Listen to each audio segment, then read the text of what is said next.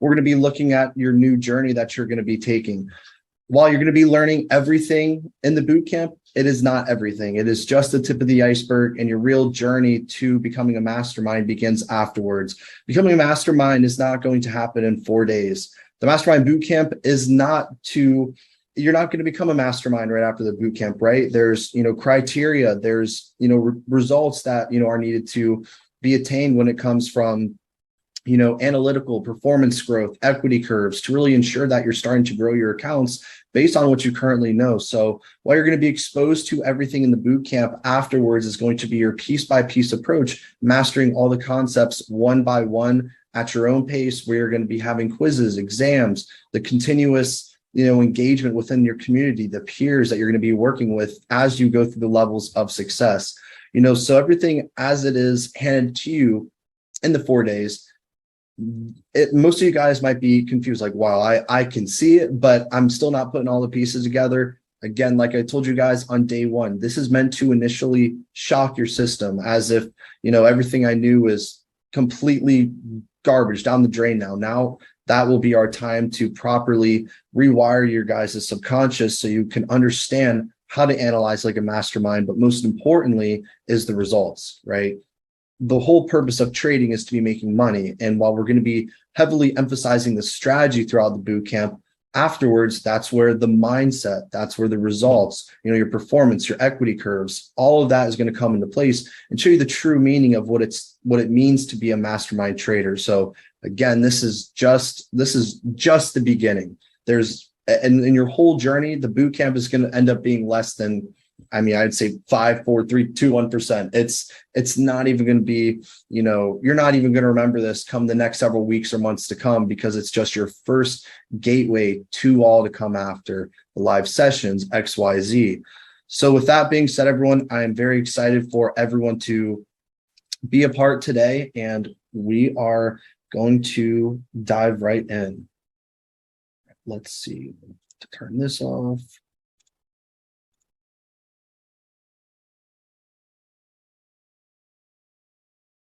Should have saved.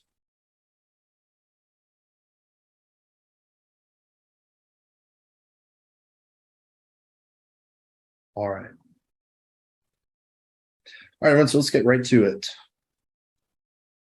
All right, guys, so don't want to waste any time. Always have to go through the rules, reminders, expectations every day. So again, today's boot camp will hopefully be the shortest out of the days. Day 3, we really covered the the majority. That was the foundations of everything. Today is just going to be the additional confluences, and especially how to approach the charts on an intraday basis by using the cycles and combining everything that you already know. Now, these things are not going to be necessary. However, it is going to all the greater put more logic and more confluence behind your trades, especially on an intraday and weekly basis. So again, no recording, camera on the entire time. Please be mindful. Antoine, he has been actively watching. You guys have been doing great. I'm really very happy that we haven't had, any encounters thus far. And I can't emphasize again, you will not be learning absolutely everything in the boot camp. Completely impossible to teach 4 days with all that I have stuck in my mind, and especially the experience that you're going to learn after. Okay, so today there are going to be, some very select slides that, again, no games, no gimmicks playing around. You guys will have an opportunity to receive everything afterwards, especially the videos, the ongoing education, the boot camp. For obvious reasons, we do not put everything in there, right? We can put as much as, we think is necessary while I'm talking over some of these concepts. But afterwards, again, that's where you're going to have everything at your own disposal, at your own discretion, right? So let's just be mindful of that and have nothing. We're not going to have any occurrences today, right? We're going to be ready to roll. I want to see 34 yeses, 33 yeses, right? We all good? Not going to have any issues on day 4.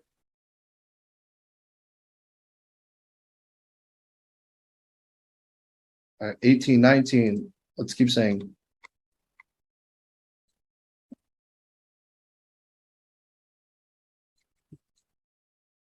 Everyone got an answer here.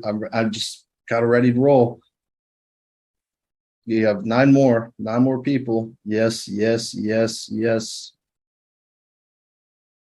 5, 4, 3, 2, 1. Great. Happy to see it. Good. All right. So again, write down all your questions today. At the end, we are going to be having a Q&A session. So any questions that you guys have, there's going to be approximately at the very low end, 30 to 45 minutes, at the high end, up to an hour and a half of Q&A. So all the questions that you have, come together. We're going to review them at the end. Once we go through all the cordials, everything, your next journey, that's where those who don't have questions are more than welcome to leave. Those who do have questions, I encourage you guys to stay. So just remember to have and write all down all of your questions. I know that we had some yesterday and on the previous days. If you have questions, you are more than welcome to ask. I'm always happy to answer them. But in the recording session, so take high quality notes today. I did even switch it up a little bit more. The first block is going to be brand new to majority of people, right? The actual system, the actual steps to the algo, not just, the trap, the inducement, XYZ, but the actual steps and the points, no matter whatever the trend is. So you're going to be learning how to identify the phase you're in, how to understand what's going to happen to take place, how to take your stellar trades from there. So taking your high quality notes, very important. Again, there will be opportunity afterwards to receive the diagrams, whatnot. So last part, have fun, trust the process. Again, we already know this is supposed to enjoy it. Again, if you feel overwhelmed, that's the point. So control what you can, right? Write down good notes, enjoy it, relax, have fun, be engaged. If you're struggling, you're finding yourself constantly writing notes and running out of time, I can confidently say, just watch and enjoy today. Again, when those questions come up that can even relate to notes, if you have any questions about notes, some things that you want to have finished, I'm more than happy to fill you guys in on that. So let's get right into it. So today is the last day to receive the giveaway of the 50K MFF challenge. Again, this is completely free. You can take a picture of your notes, the bootcamp, tag us in your story. If you have tagged us and we haven't reposted it, it's because your account is private. For us to receive that notification, make it public. Again, completely free. The winner will be chosen tomorrow. And that we'll be receiving a brand new 50K MFF challenge, completely free. So if you've ever wanted the opportunity to participate and have an MFF challenge, it doesn't matter how many followers you have, doesn't matter about any of that, just creating exposure. We would love to give back, to you to really create and give you an opportunity to jumpstart your trading journey, especially with us. So if you ever wanted to have a funding account, this is the opportunity, completely free. Again, DM me for any questions, and all submissions are going to be due today at 5 p.m. EST. That is 7 hours from now, a little under 7 hours from now. So just be mindful of that. So let's get right into day 4. Little surprise for you guys debating on whether or not to do this, but we are going to get right in, first things first, to our warm-up. So what I'm going to do is you guys are going to be broken out into your breakout rooms, and you guys are going to be analyzing only this picture, not going to trading view, but just going on this picture, and you guys are going to be analyzing this together in your breakout rooms.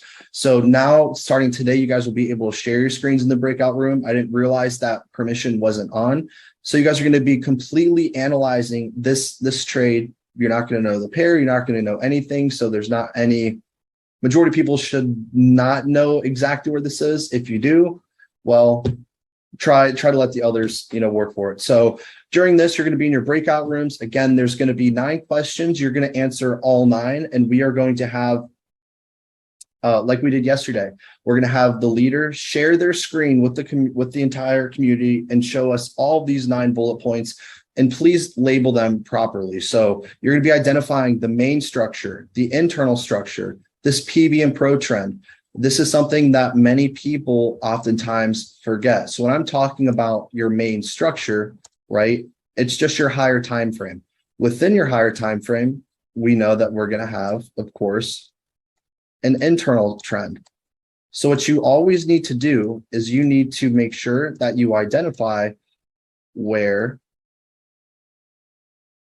let's see, here, right? So you need to identify your pullback and your pro trend or your continuation. Your internal structure, what do I mean by that? When you have a break of structure internally within your main trend, it's either going to be creating a pullback or it's going to be resuming the pro trend, right? So you want to identify both of these. Where does the pullback occur on the internal structure? Your pullback is going to occur within your main trend when it has that pullback, right? So it's going to be your internal pullback, and then your internal continuation is going to be when the internal structure aligns with your pro trend. You want to get in the habit of doing this for absolutely every range. You can't just identify this point or this point lower highs until you know specifically where it broke. So again, if you have any questions, let me know, but just make sure that you include both of these. So your main trend, your internal trend, where your higher time frame inducement is for your destinations, where your internal inducement is for your gas. You're going to be identifying the extreme and the decisional POI, and you're going to be showing order flow if it is present. Additionally, engineered liquidity, you're going to be identifying this where your walls are, where your SMTs, and then your overall projection. And this is going to be inclusive of everything starting from the left to the right. And you're going to project where this trade is actually going to go. The move hasn't happened yet. It will be happening. So you want to identify where the move is happening, why, and you're building a whole narrative. So I'm going to give everyone, I want to say, what do you guys think? 10, 15 minutes? I want to see who really thinks they know and work together with their group. What are you guys thinking? I can say 10 minutes. I want to say 10 minutes, but I'm not sure what you guys say. 12 to 15, Zane says. Let's get a few people in here to comment what their thoughts are. 10 minutes to analyze? Yeah. 5. But yeah. All right. So it looks like 10. So let's do 10. So again, you guys are going to be walking through this together. You're going to have your leader. Your leader is going to be the person in your group that shares their screen with your group, and everyone in the group is going to walk through it together as the leader is annotating everything as it should appear. And then the leader is going to share the screen with the entire community once you're back. So again, when you're making these annotations, make sure to either take a picture of it, because when you're in your breakout rooms and you share your screen and you annotate, when you come back to the main room, all those annotations are going to be gone. So just make sure that you save your picture or make sure that you keep it so you can teach us and walk through the community. Again, we're going to have 6 groups, 6 to 7 groups. And yeah, guys, so that's going to be probably the first half hour of today, putting everything together that you've learned so far. It takes 5 minutes to find the leader. Leader's got to step up. That should be the first 30 seconds. All right, everyone. So we ready to get started with it?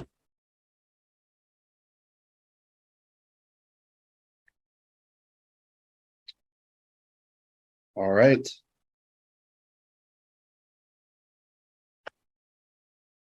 All right. I have just shared both of the pictures in the announcement chats for the main and the new community. So what I'm going to do now is start these breakout rooms with you guys, and let's see. Breakout rooms, recreate.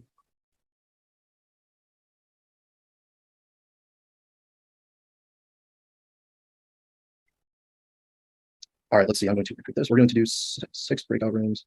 All right, we're going to do 6 breakout rooms. So there's going to be 5 of you guys in each group.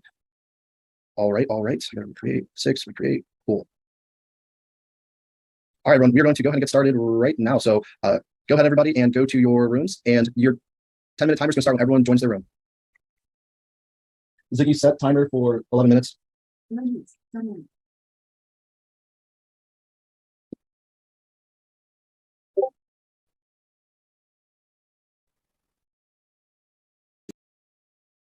All right, let's see.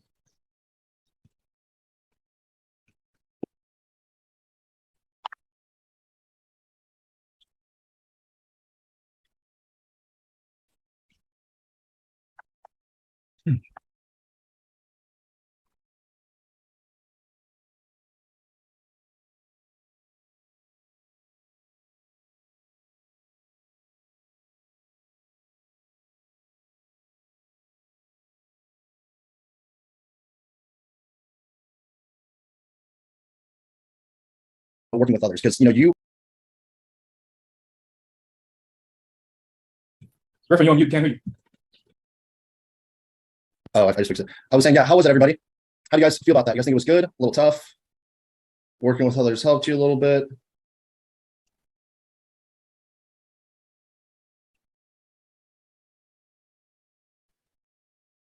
yeah, it was a good experience to work with other students. Yes, it was. But at the end, the problem is you could not save the picture because, yeah, but it's not a problem. Yeah, definitely. I think it creates some interaction with other students. Is good. Oh man, Raymond just said good, but we didn't have the numbers. All right. Okay. Well, it was still good though. It was. okay. All right. Good, man. Good. Yeah. And that's where it helps because a lot of people oftentimes overlook, working with others because, you are only capable of knowing what you know. You aren't capable of knowing what you don't know. And other people can provide an insight that you might have not otherwise seen or give you definitely a new perspective, and definitely being open and working with others, even providing your own insights can really be beneficial to someone else's journey, especially since, we're all on, the same mission, right? So I'm glad to hear for the most part that it was useful. But of course, as we continue, we'll only start to improve. So with that being said, we all felt good about this. I know that the numbers weren't there, but given that the numbers weren't present, would you guys say you had majority of these things identified?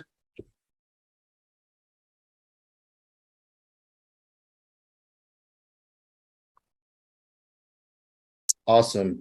All right. Well, with that being said, I know you guys don't remember your groups, but the leaders of those groups, what I would like you guys to do now is if you can share the picture that you guys took of that chart, if you can publish it in the community chat of whatever community you're in. And the first one that I see, I'm just going to click on it, and then I will be sharing my screen. And if the leader wants to walk us through, that's how we're going to go through this. So again, the faster we move along, the quicker that we're going to get into today's material. So I definitely advise y'all to step up, take a minute, send your picture, and we will get started.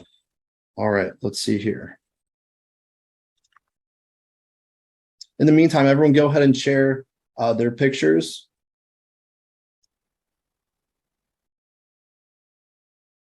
All right, let's see here. Again, during this period of time over the next minute, you guys can just send your screenshots. Marcus, you sent yours, so let's see. All right. All right, Marcus. Did you want to walk us through what you see? Yeah, sure. I can try. Beautiful. The red lines you can see is actually the consideration of the current main trend. Awesome.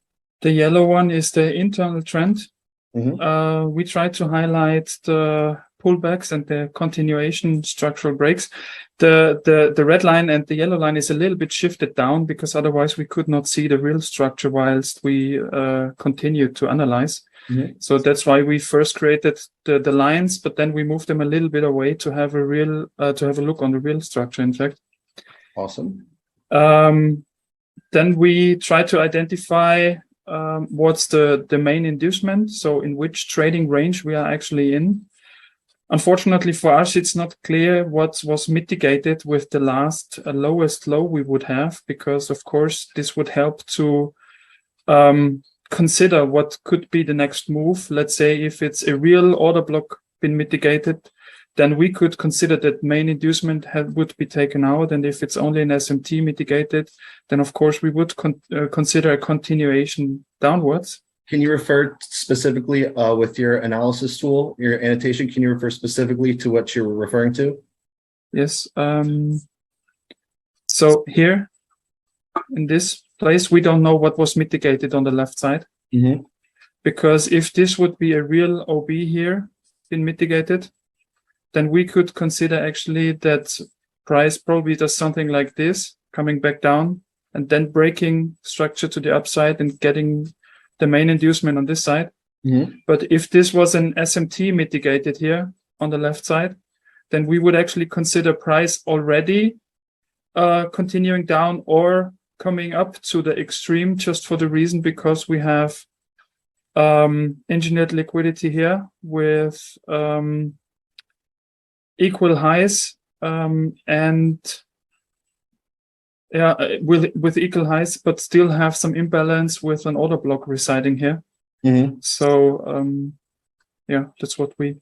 Awesome. And let's say this was an SMT based on where you currently see price. Where do you see order flow intact at the moment?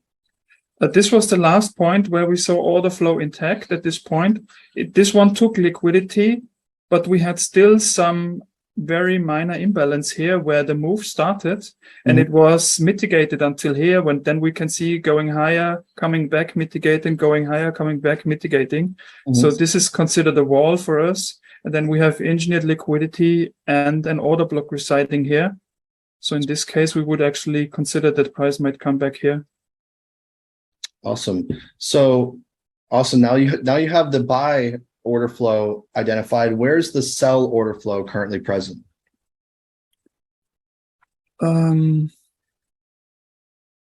Yeah, that's a good question. We didn't come to this one, but we just identified it's a little bit small. The last imbalance here, there is an imbalance, and all of this was mitigated down here, went down, came back up, went down. So the last mitigation stopped here, and then this one mitigated, obviously, the last order block here. So from that point of view, you can consider everything here at the moment is mitigated. So from there, then, what would be another option? This one here. Okay. So you imagine sells from that one or the one above? Well, if we consider SMT, we would actually consider this one.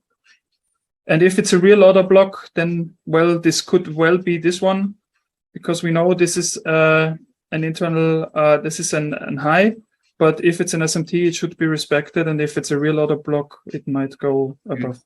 And I love that you made sure to emphasize that point. That is so important. Awesome job. When you're referring to over here, and everyone, when he's referring to a true order block versus an SMT, he's referring to what's to the left, right? If this was mitigated, if this was a real order block, you could expect price to, potentially come all the way here, if not break it. If this is an SMT, what does that tell you, Marcus? If this is an SMT, based on what you currently have, what should be the scenario?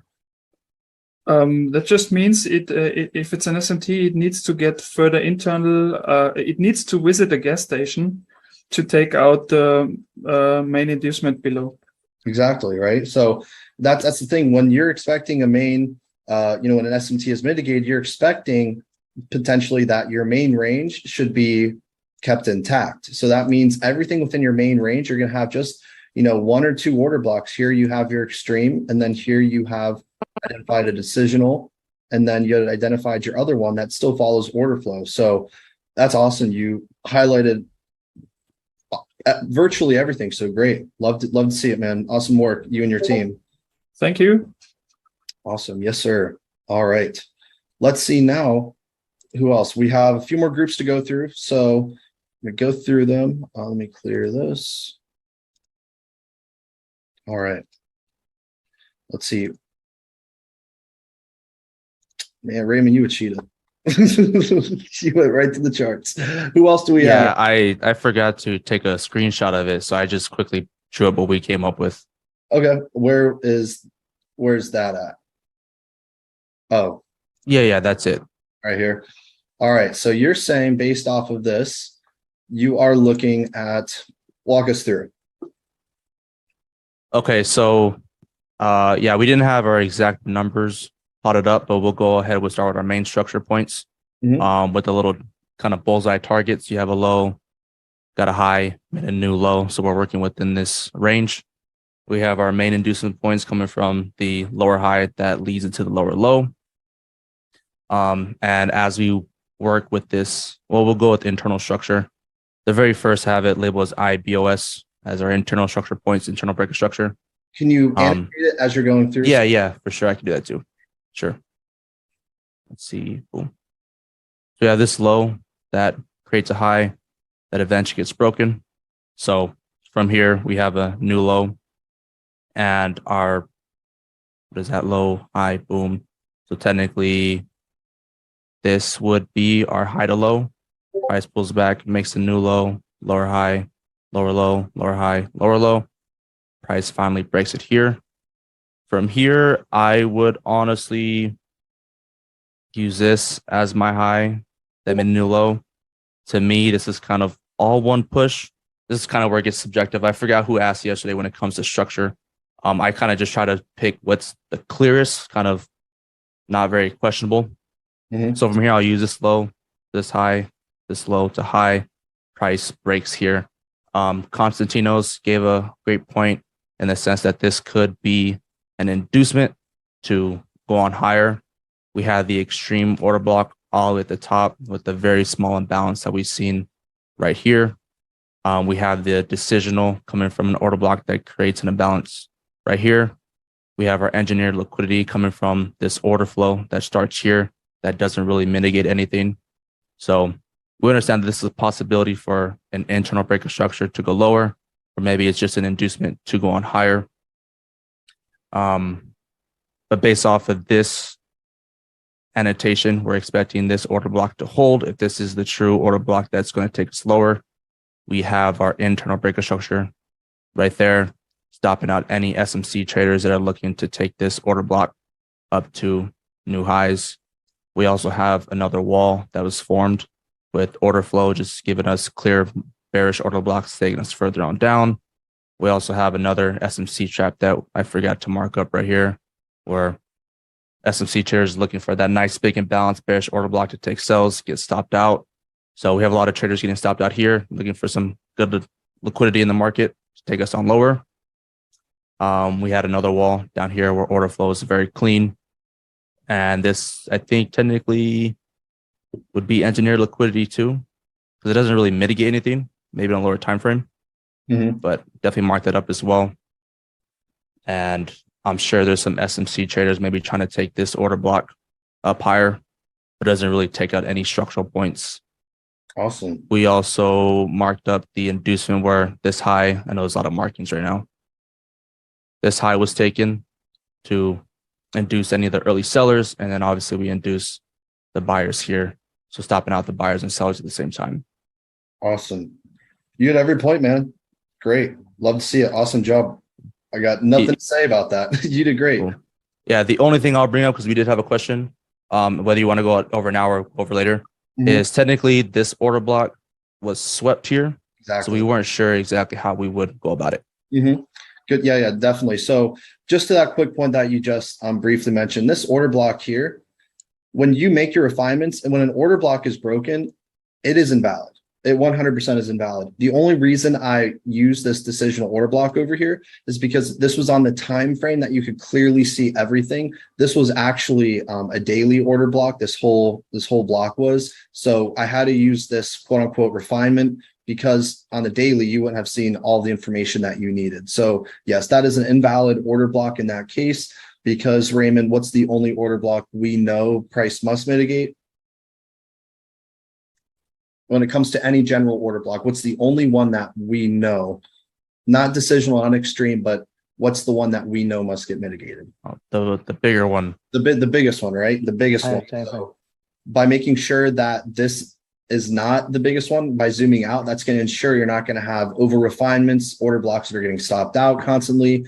By ensuring you have the largest one and then going in on lower time frames and making those refinements, that's how you're going to go about it. So to answer your question, yes, this order block was taken, it was surpassed, but this is a trade that I actually called a few months ago, and it ended up being perfect. So good question.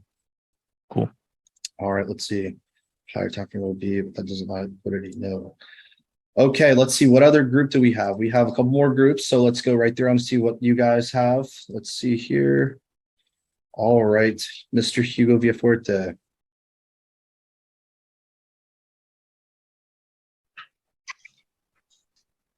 Well, like the like the other groups say, especially just the last one, I agree with a lot of stuff that he said, because we identified that this one, let me, what is the end here?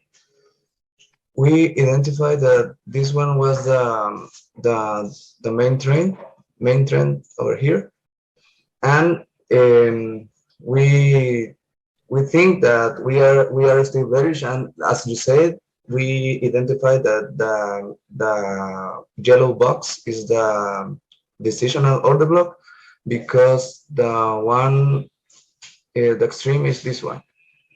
See, And because we have already an internal shift over the yellow one, over here, we have already the internal shift. We are expecting the price to continue like you said, to the bottom. One key thing I have noticed is that the interaction, interaction of the demand over here, it's like a key factor because we have the liquidity graph in here, and this one is an internal range because the liquidity graph and then the follow-up to this one over here. And when price came back, we have an interaction over here, and the order block was taken out. And this means for me that this will be the current inducement to validate this order block to then continue. And then we notice that this over here is the perfect engineer liquidity. So this validates the decisional OB. And we have the smart money traps are the yellow arrows, because this one over here makes an internal BOS, and this one too, because this one, the first one, the smaller yellow arrow is taken out immediately because we are already at external range liquidity over here, the one with the double stamp. Already at our external range, and that means that the continuation, the pullback has already started with the shift, the first shift of the smart money trap over here. Then the second one is exactly the perfect smart money trap because it has the internal continuation, but it's an old one, so it only creates some kind of pullback to then pull back over here. So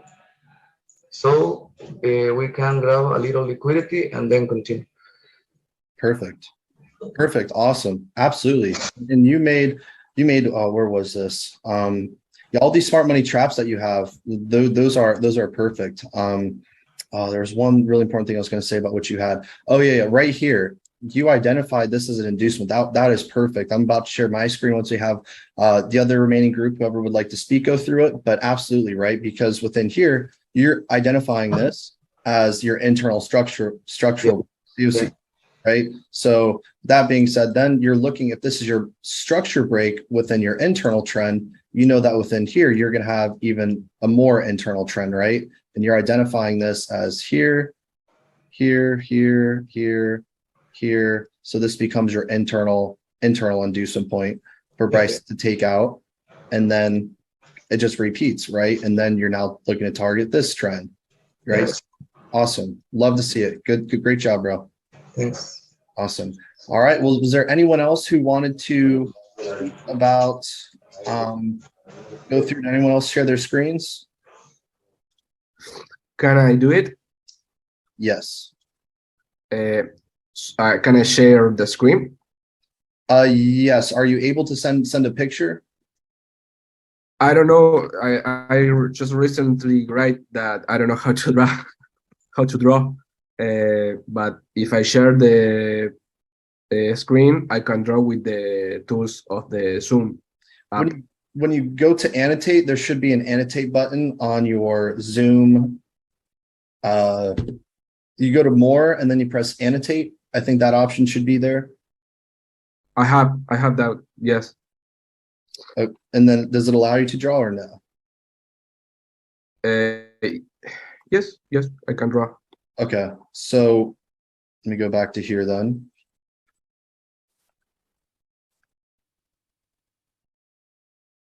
All right, we're almost through. So then I'll let you do this right here. And then we'll get right to today, everyone. All right. So can I do it? Yes, let's take 2 minutes at a maximum. We'll go hyperspeed and then I will go through everything. Okay. Extreme, decisional, and we were talking about like this decisional look good, but at the same time is laying on liquidity, and with this corner is also like engineer liquidity. So we were hoping that this price going to be going to the extreme and then going down. Awesome. Here are some traps. Wall. Here a trap, SMT trap, SMT trap, SMT trap, SMT trap, SMT trap. That's where we were talking about. Here in the graph, I'm worried about this imbalance. So we were talking about like the price gonna go there, I don't know, go there, and then go to this order block. We were debating on. The one thing about this, if I ask everybody over here, where's the engineered liquidity? So what can give us confirmation over here that this is a solidified high, meaning we have a new lower high and a new lower low. This might be advanced, but how do we know for sure that this is a lower high? I don't know if you guys remember what I was saying yesterday, but when you're drawing up these, besides the fact that it makes a new low, what are 2 things that this high needs to do that'll tell us that this will be respected? Like that price will not break this high. What are 2 things that this high needs to do? Follow order flow. Also that there is nothing mitigated here. Yeah. So that being said, 2 things price needs to do, right? It needs to, 1, take out enough liquidity, and 2, needs to mitigate something to tell us that this high is going to be respected. So can everyone to the left identify what this high liquidated and what it mitigated? That the wick, the little wick. So exactly, you guys have already identified it. Now, looking at this over here, how do we know that this is a solidified high, a confirmed lower high, and a confirmed lower low? Well, of course, it makes a new overall low. But in addition to that, where's the engineered liquidity over here? Everyone identify. Where's the engineered liquidity? Where's price first pick up after an imbalance and create some form of mitigation? Mr. DeCaldi, whatever, Jorge, Mr. Moreno, yes. Beautiful, right? Huge imbalance. This is where price first picks up, and that's where order flow is mitigated. So again, big imbalance, 1 pullback, 2 pullback, drop. This is engineered liquidity. This is our engineered liquidity. So it took out our engineered liquidity. Now, this is a more advanced concept. What actually did it mitigate? Here, we see we had an imbalance after our engineered liquidity. Over here, this is our whole order block that was mitigated. Specifically, this on a smaller time frame, we see price pulled down, had a small pullback, the pullback down. This indicates that there's some form of order block, fractally speaking, within here. So it did mitigate some form of order flow and take out a form of liquidity, both of which tell us that this is a solidified high. And it's just those minor details. If you can find those and you can use with a high degree of logic, it's going to completely transform the confidence that you have in this trade to tell you 2 things based on what we said yesterday. Whenever you're looking at a range, right? I don't know if you guys wrote down those steps, but remember, when you're looking at a range, what do you need to do? You need to figure out what the current high of the range mitigated and what the low mitigated. If the high mitigated some form of order block and took liquidity, we can expect the range to remain intact. If the low mitigated some form of SMT, that tells us with another form of confirmation that price is still going to respect this range. On the opposite, if this range over here, let's say this didn't mitigate anything, and then this mitigated the correct order block. Well, guess what? Now we know this will be a target. So it's just taking it to the next level of understanding that, again, will happen over time. But that should hopefully make some sense to most of you guys. So we can say that this is the correct order block. It's a valid one, yes, but there's always a decisional and an extreme. So now, if everyone is done sharing, we are going to go through and I'm going to share you the actual analysis of how it played out. So are we ready to see that?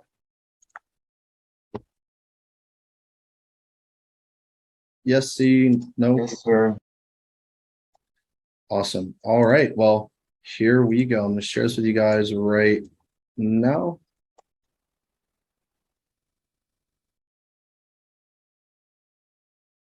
Yes, yes, yes. Okay, cool. Now this is the actual analysis. Oops, we go to here. All right.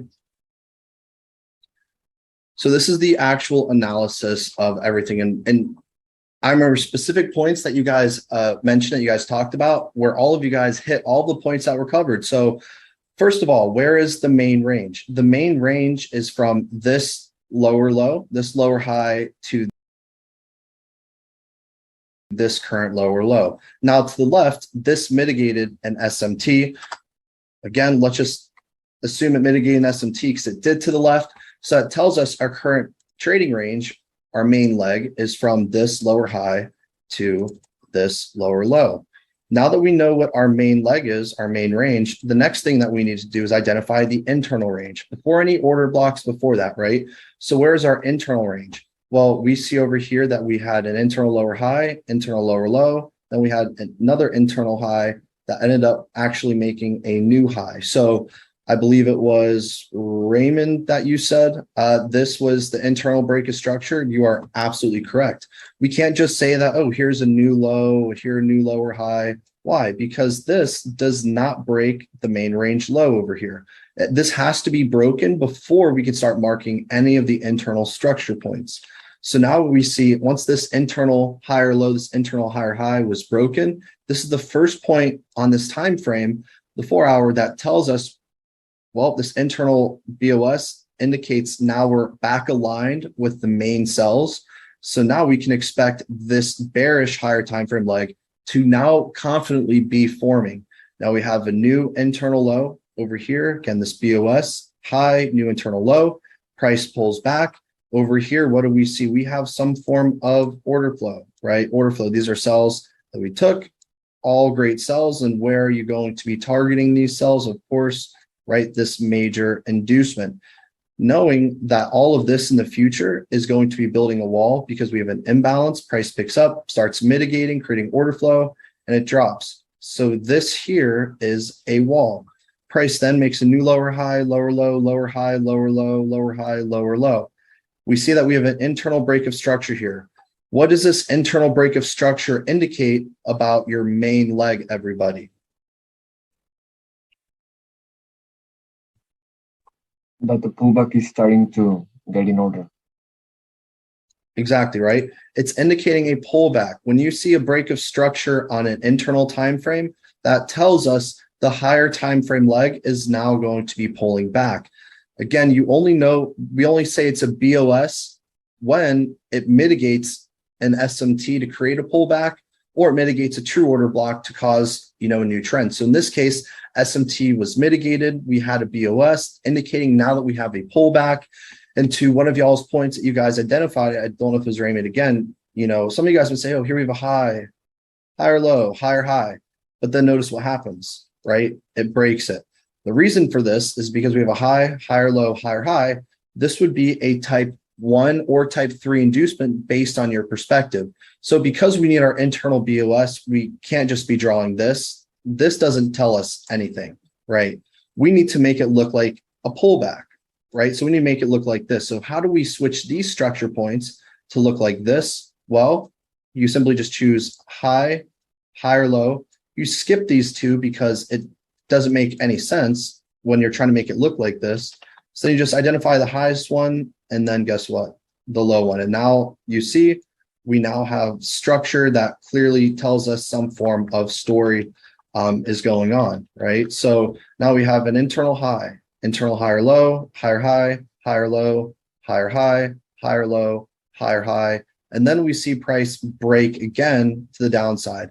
At this point, this tells us that the pullback of the blue trend is now over because the internal BOS now confirms that we're ready to resume the higher time frame trend. Again, we use structure to understand phases. We do not trade structure though. If you can navigate structure flawlessly, you're going to be able to identify everything everywhere with the highest understanding of what's actually going on, right? So then we see right now we have another pullback. This pullback, like I mentioned, indicates that this pullback wave is over. So now we want to be targeting a new structural lower low.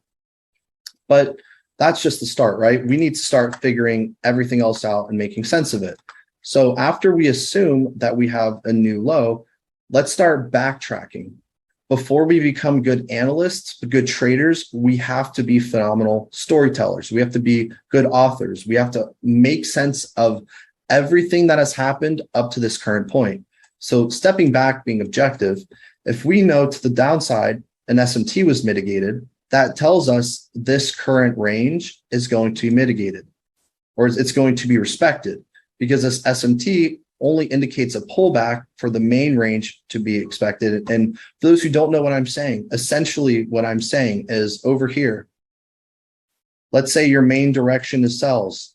If your main direction is sells, where's your SMT going to be lying? It's going to be lying here, right? And if this is your inducement, this is your trap. When an SMT is mitigated, where do you come back to, right? You just come back to order flow over here to go lower.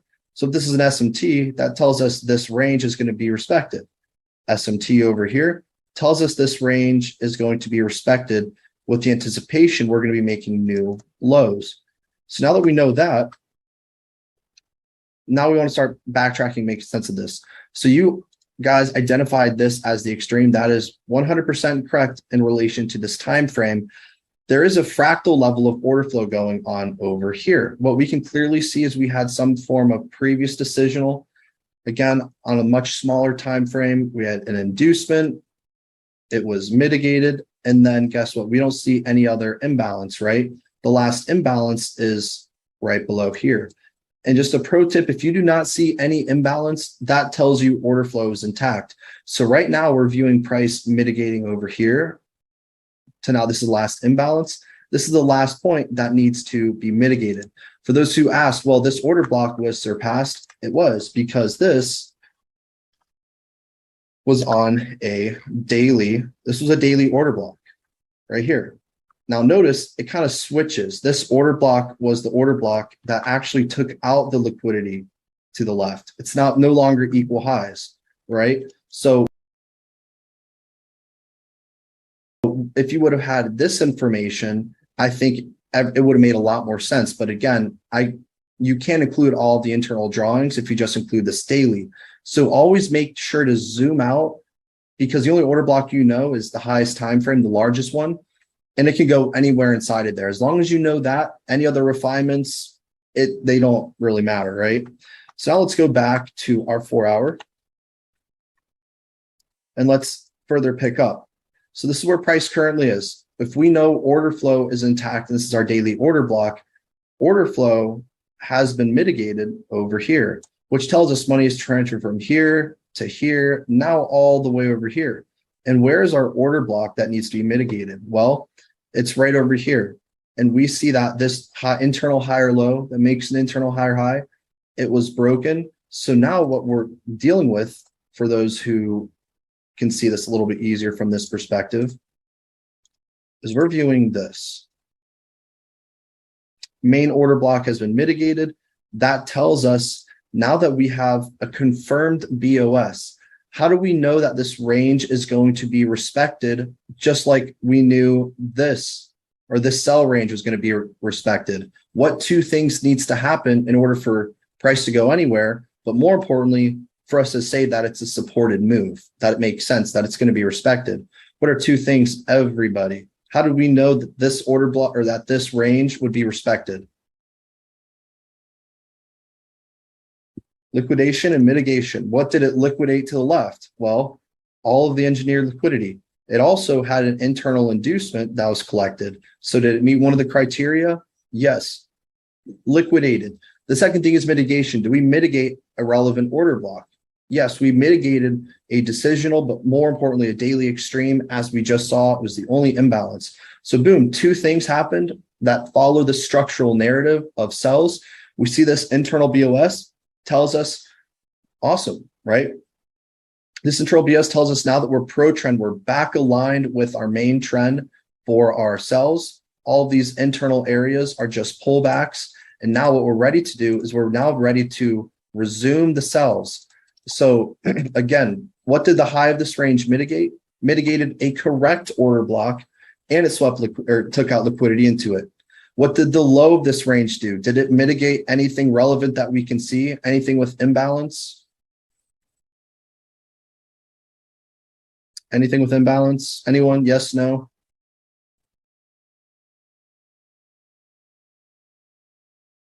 No, if there's no imbalance, not an order block, right? So that tells us if this is the correct mitigation and this is the SMT, again, everybody, what does this tell us then about this current range? If this was the right mitigation and this was the SMT, what does that tell us? That is Everybody. going to fail. That is going to fail. That it will stay intact, that the bearish range will remain intact. SMT, the true. Remember, you're always going to have order flow on both sides. This is the main range. Comes back to where? Order flow, the extreme. High, new low. This is the extreme of the range. Now, what do we see within this bearish range, right? We see engineered liquidity. We see engineered liquidity. Where is that engineered liquidity, right? Well, this is where price didn't mitigate anything. It started then establishing some form of internal order flow. Like one of you guys mentioned over here. This is last, oh, this is my order block. Here is our, obvious order block. Here's my, it's just a smart money trap, right? Why is this a smart money trap? Because internally, remember, we have ranges within ranges, and this is where the fractal mastery comes into play. If this is your range, internal range from this right here, you're going to have another internal range, which tells you, even though this is internal to the daily, this is going to be some form of main range with another internal range inside of it. So maybe on the 1 hour, what do we see? Well, we can clearly see that we have some form of internal high, higher low, internal higher high. We had an internal BOS, right? And then we see now we have a new low, a new lower high, a new lower low, new lower high, new lower low, new lower high. But again, this was used as an inducement. So because it looks like this, AKA a type 1, right? And then it goes lower. We don't want to mark all this. We just want to mark and make it look like our bearish structure, lower highs, lower lows. And how do we do that? Well, just adjust our structure points, low, lower high, lower low. Now it fits the lower low, lower high, lower low narrative. Awesome. So to Mr. Villafuerte's point, as he identified over here, we now see that we have what? We have now internal low, internal lower high, internal lower low. Then our last internal lower high was right here. This is the inducement, right? This is the inducement right here. Specifically, when it pertains to the anatomy of the algo, this is the inducement, right? If you guys pull up your pictures or your diagrams of the algo, remember, whenever you go external of a range, if this is the external of the range, where's the first point price must come back to if this is your external?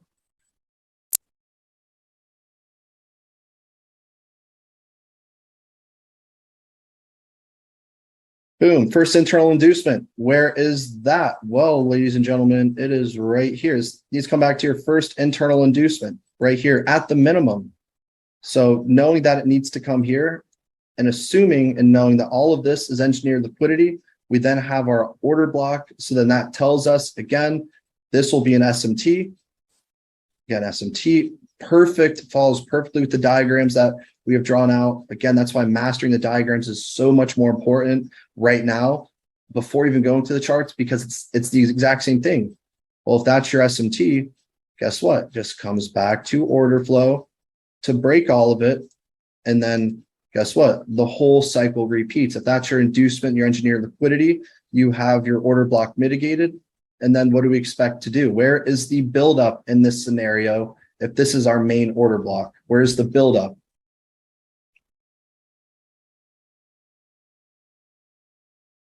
Everyone identify, where is the buildup if this is our main order block over here? Even if you don't know, take a stab at it. We got 38 people, 2 people analyzing.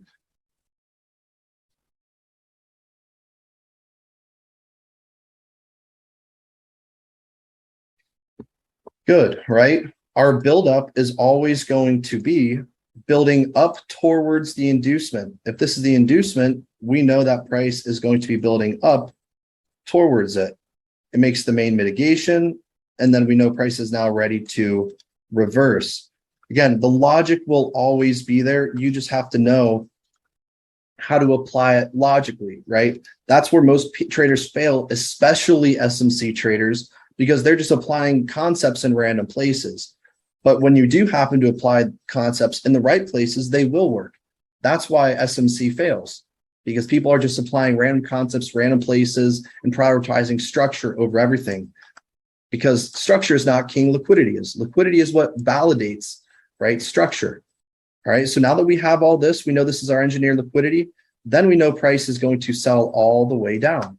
Well, how do we know where price is going to stop? Well, again, if this is our mitigation, we know this is our SMT following order flow.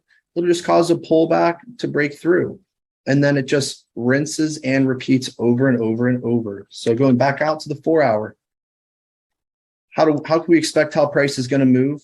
Well, as most of you guys identified during this push, where is the engineered liquidity? Well, there's no imbalance, no imbalance. There was an imbalance, but now it's been covered.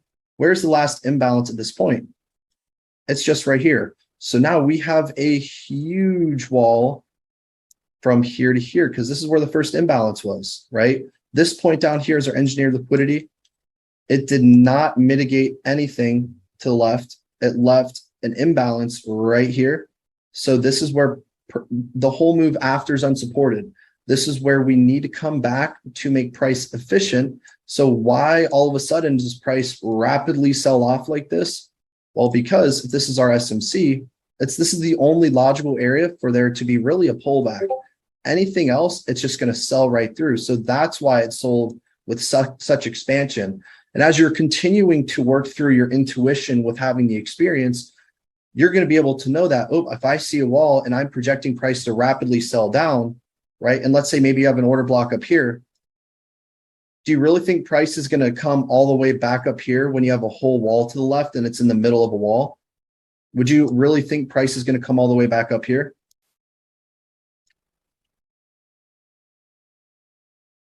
If you're in the middle of a wall, do you think price is going to come back up here?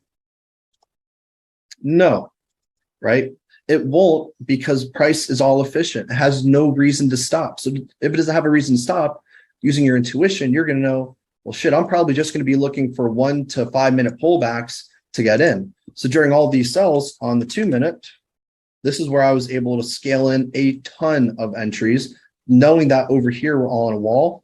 This is where you're just able to get in following, fractal structure, following just the same inducement patterns over and over and over again, right? Just the same inducement patterns. You're able to catch all these positions, knowing that it's not going to go all the way higher, because you have the whole fractal understanding of what price is doing.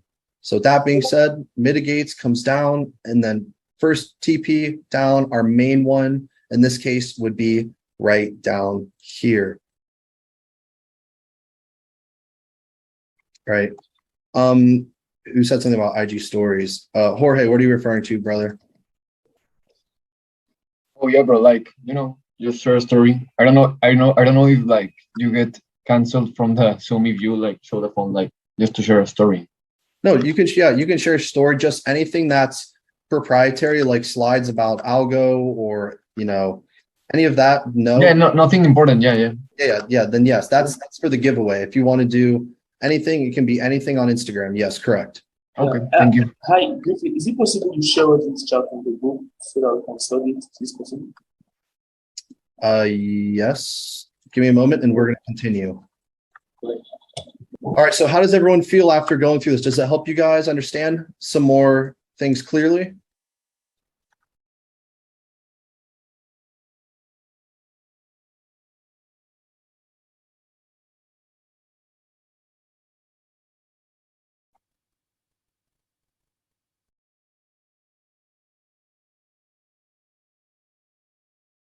Let's see. I want to see everyone if this helped you guys.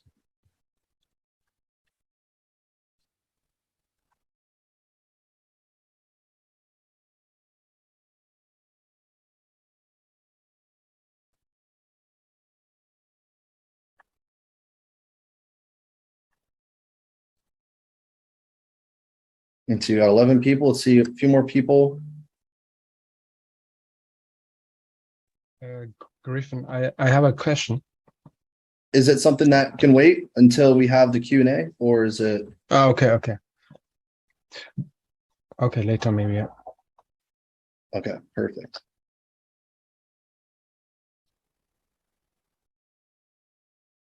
Much clearer, beautiful. Love it. Need more practice. Damn, hey, you got all the time in the world to practice, brother. Practice makes perfect. Can't start in the game if you don't have practice, right? You're in the big leagues now. All right. So with that being said, everybody, let's go right back to our presentation. So now that you guys have had a good warm up to start today, we are going to have a 5-minute break. So go get what you need, get started, energy drink, dogs out, anything. And we're going to be back here 5 minutes on the dot. Be prepared as we're going to dive right into day 4. All right, you guys are free to go for 5 minutes.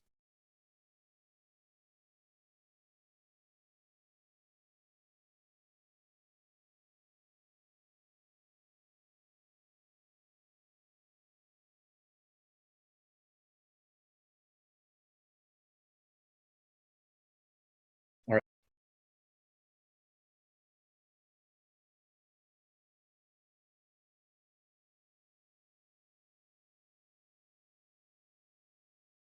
Are going to.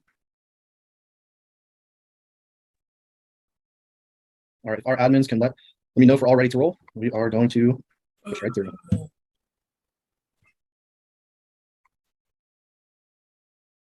Okay, everybody, if you hear my voice, please get back in front of the camera so we can get started. We've got a lot to go through today. Adhering to the rules and regulations, but there's one or two of you who's not always maintaining view in front of the camera. If we don't see you in front of the camera, we're going to put you into the waiting room. If there's repeat violations, we're going to kick you out. Everyone here is an adult. Everyone here knows the rules and regulations. So please stay in front of the camera. If you're going to separate from the camera for a few minutes, let myself or let admin know, Dreams FX admin know, so that we don't kick you out. I understand sometimes bathroom break may need to be done before the official bathroom break. So please, if you're moving away from the camera, let us know how long it's going to be for, then we'll put you into the waiting room. Repeat violations, like I said, will be kicked out of the Zoom call. Okay, you're going into the waiting room. And I think, no, you're not back yet. Waiting room for you. Earl, you there? I'm gonna put you in the waiting room. Okay, waiting room for you.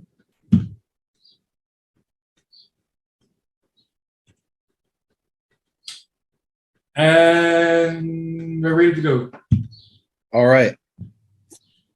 All right, everyone. So this is something that I was debating, whether or not to put in this boot camp. It's a much more advanced concept, and this is my proprietary edge in finding this, as long as there's been a lot, but this specifically is, how I approach the markets. And, it's important to note that, this is not just another strategy. If you have what it takes to be a trader, it doesn't matter whatever strategy you use at the end of the day. What's going to separate you from everyone else is the mindset that you have, the, ambition, the consistency, the discipline, all these things that you really have to instill on your own. There's no magic pill. There's no magic secret for trading. If you look at, world-renowned traders, those who make serious money, we're not just talking about 100,000 or even $1 million. We're talking about traders who are making tens, 50, 100 million. They're not on Instagram. They're not broadcasting their life doing this, that. But if you really dive deep and you study, what the common trait they all have is trusting themselves, having not just the ambition and the focus, but the discipline to do the same things, the consistency every single day. With that being said, what you're going to be learning in this block is my routine approach to the markets. This is going to be the first time that you guys are going to be exposed to it. But afterwards, you guys will not have access to this until you go through the ranks of the journey becoming a mastermind, which I'm going to be explaining at the end of the boot camp. It's not like as soon as you're as soon as you're done with the boot camp, you can expect to have absolutely everything and all access. If that happens, that's not going to ensure you're going through your journey. Whether you are at a prestigious Ivy League school, or if you're in college, you're in university, you pay for tuition, right? You pay for tuition, but are you going to get all A's just because you join? No, right? You can still fail. You can still not, progress and do the things that, you need to do, because it takes that tenacity, that persistence, and going through those, trials and errors to become successful. So what you're going to be learning now is only the brink of what else you guys are going to have opportunity to learn, but there's a whole scale system, right? So with that being said, when you first join, or if you're even a student now, everything is going to be changing. You're going to have to work your way through the ranks, and all of these concepts are, again, very, very surface level. If you really want to become a true mastermind, following that plan, following the journey after the boot camp, it's not going to be a week, 2, 3, 4 weeks. It's going to be a period of several weeks and months to show you what it takes to not just have $50,000 or $100,000 in funding, but several $100,000 and even $1 million plus, as we do have a handful of traders who do have $1 million plus in capital. So again, even $1 million plus, as we do have a handful of traders who do have $1 million plus in capital. So again, do not be misconstrued. Do not expect to master this in 4 days, in a week, 2 weeks. It's going to take time. It's going to take practice. And my personal promise to all of you guys is, as long as you have what it takes up here, you are going to be exactly where you want to be if you put in the work every single day for the next amount of time to come.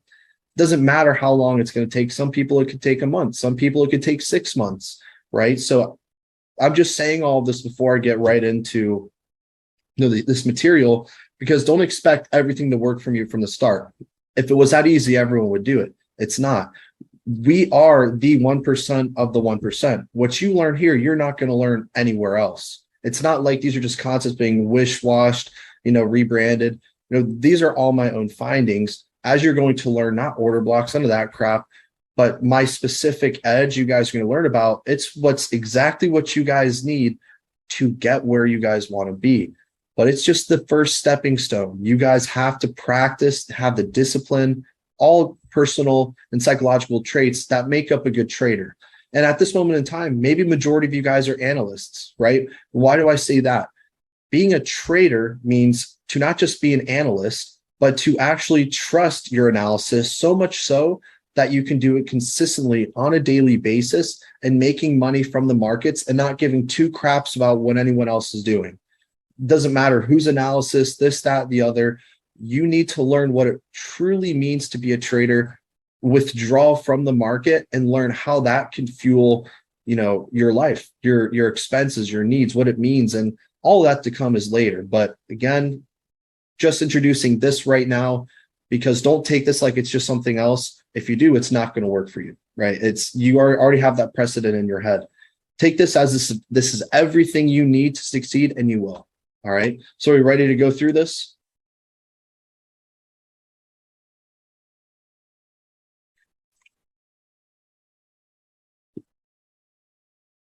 Hugh, you said I'm a good analyst, but a shit trader. That's what I'm here to help you fix, man. That's what all of us are, right? Because everyone can be an analyst, but very few people are traders. Awesome. Sir, it's amazing the quantity of crappy information out there. Can you repeat yourself? It's amazing the crappy information about trading out there in the internet. Seeing this course today and these days, I can't believe that all the crap, total crap. I love to hear that. I mean, there's all the resources on YouTube, blah, blah, blah, but I can 100% promise you 99% of people who look on everything on YouTube, they're not making money consistently. They're not doing what it takes, because they're always focused on the analysis. They're not focused on the management. They're not focused on the risk. They're not focused on what an actual plan looks like to make money, no matter where you are. If you have $100, if you have $100,000, exactly. People think they know, they don't know crap. That's where it's like, you have to play levels to this. Oh yeah. Well, you think, keep going, right? You'll see, but This is where it's about you guys. You guys put the investment in yourselves to become better emotionally, to better financially, everything. And what you're going to learn about trading is trading directly correlates to life, setbacks, comebacks, growth, persistence, overcoming failure. You learn so much about yourself when you trade that your whole perspective on the world will change as a whole. And it's absolutely amazing. It's not just about trading. It's what trading will allow you to have financially, time-wise, but your whole perspective on life, right? So, all right. Okay, let's get right into it. So trap and stack. Let's get right into it. Get ready to take some really good notes. Again, high security during this. If you're caught taking any pictures, you are out no matter what. So you guys will have access to this later on through the levels. So let's get right to it.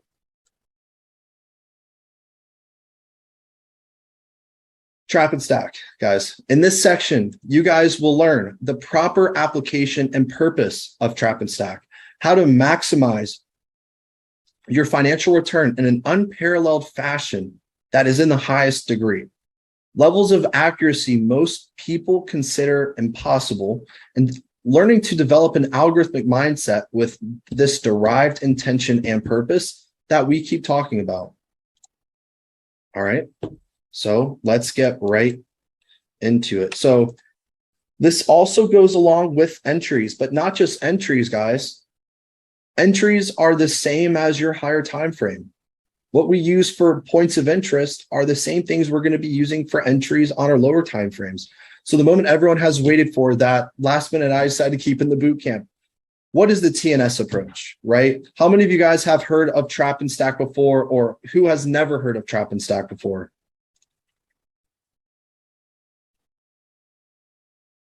Type in the chat if you have or if you haven't.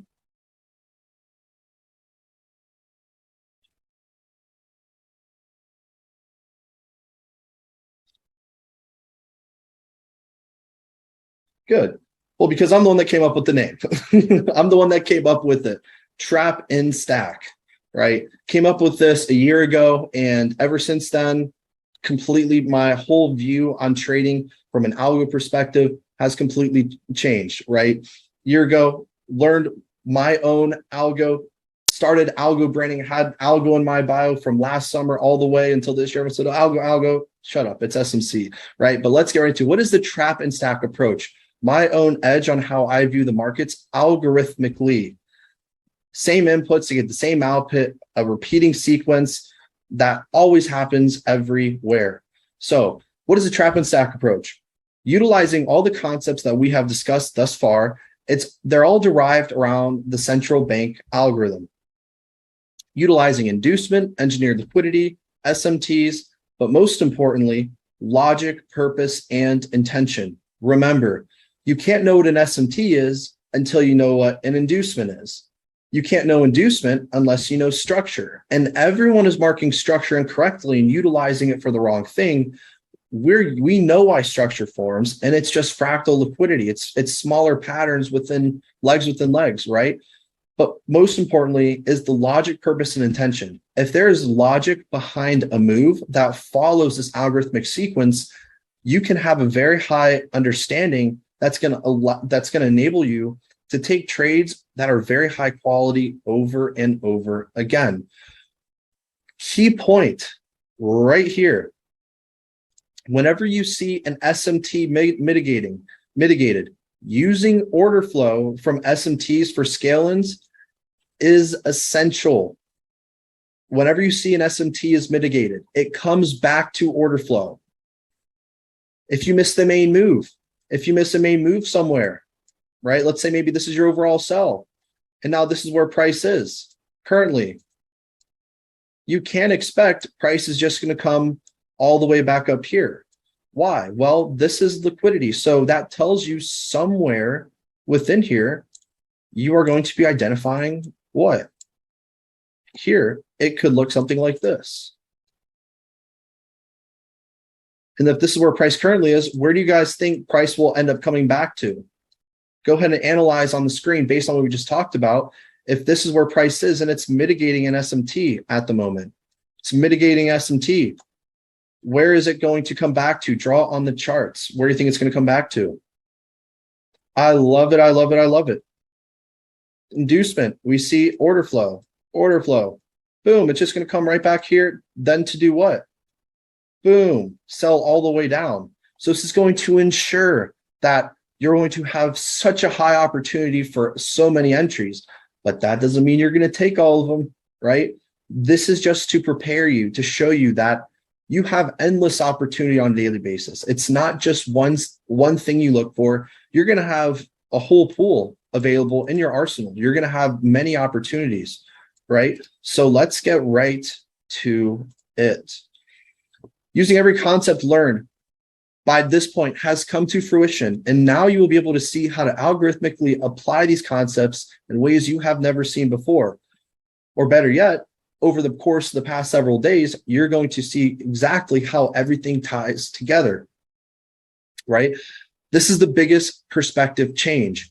Once you realize nothing is random, once you realize everything has a purpose, like in the Matrix, once you realize there is a purpose, reason for everything, that is the exact moment you have to make a conscious decision to either wake up and realize that there is a purpose for everything and learn that purpose, or stay a slave to the Matrix and feel like, oh, well, I think there's purpose, but I don't know it, so I'm just gonna keep doing what I'm doing.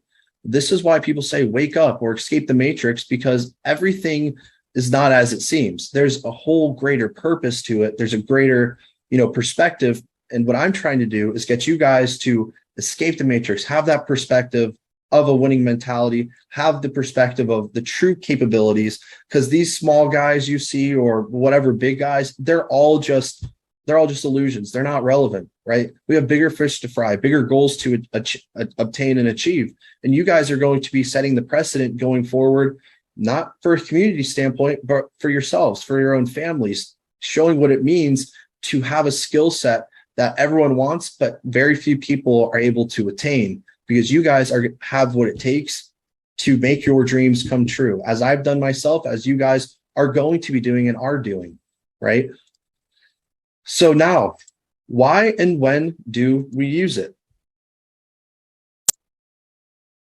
We use this trap and stack for two reasons. One, to identify points of interest, order blocks. Two, fractally speaking, to allow us to get another position or two. Now, again, you guys have seen some of my entries. Sometimes I'll have 3, 4. Other times you've probably seen 15 plus. You guys will not be doing 15 plus. The minute I see anyone doing 15 plus, done, right? The reason is that's not consistency. That is not money making. That takes a very high skill set no one is at this point to do. And that is not the goal of trading.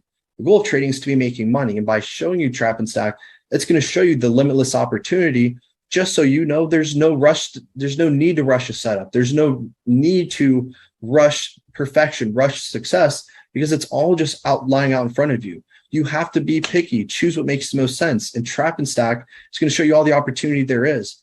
And just take a few entries a day, and you're going to watch your accounts compound exponentially. So when you're confident, you only need a few winning trades to seriously grow your account. Why do I say this? From a traditional perspective, you've heard people say, oh, if you risk more than 1 to 3%, that's not proper risk management. You've also heard people on the opposite side say, well, if you don't risk 5 to 10%, you're never going to make any money. I guarantee you've heard either one of those people tell you that this is true. They are both wrong, right? Why? Does everyone have the same psychological makeup? No. We have people in this world who are risk aggressive. We have those in this world who are risk conservative. Neither which is bad. There's no such thing as good and bad, right? It's just what it is, right? With that being said, how can someone tell you who is risk aggressive to risk 1%, and someone who is risk conservative, they don't like risking a lot, risk 5 to 10%? They can't. An example that I've used that some of you guys have heard before, it's like, let's say you're predatory, king of the jungle, you're a lion, right? Feast on the thrill of the kill. You need that, aggressive, that dominance. You need that to survive. Will a lion survive in a desert where there's no opportunity, where they're limited in, their predatory state? Will a lion survive? Can anyone in the chat tell me if I'm crazy, if a lion's going to survive or not?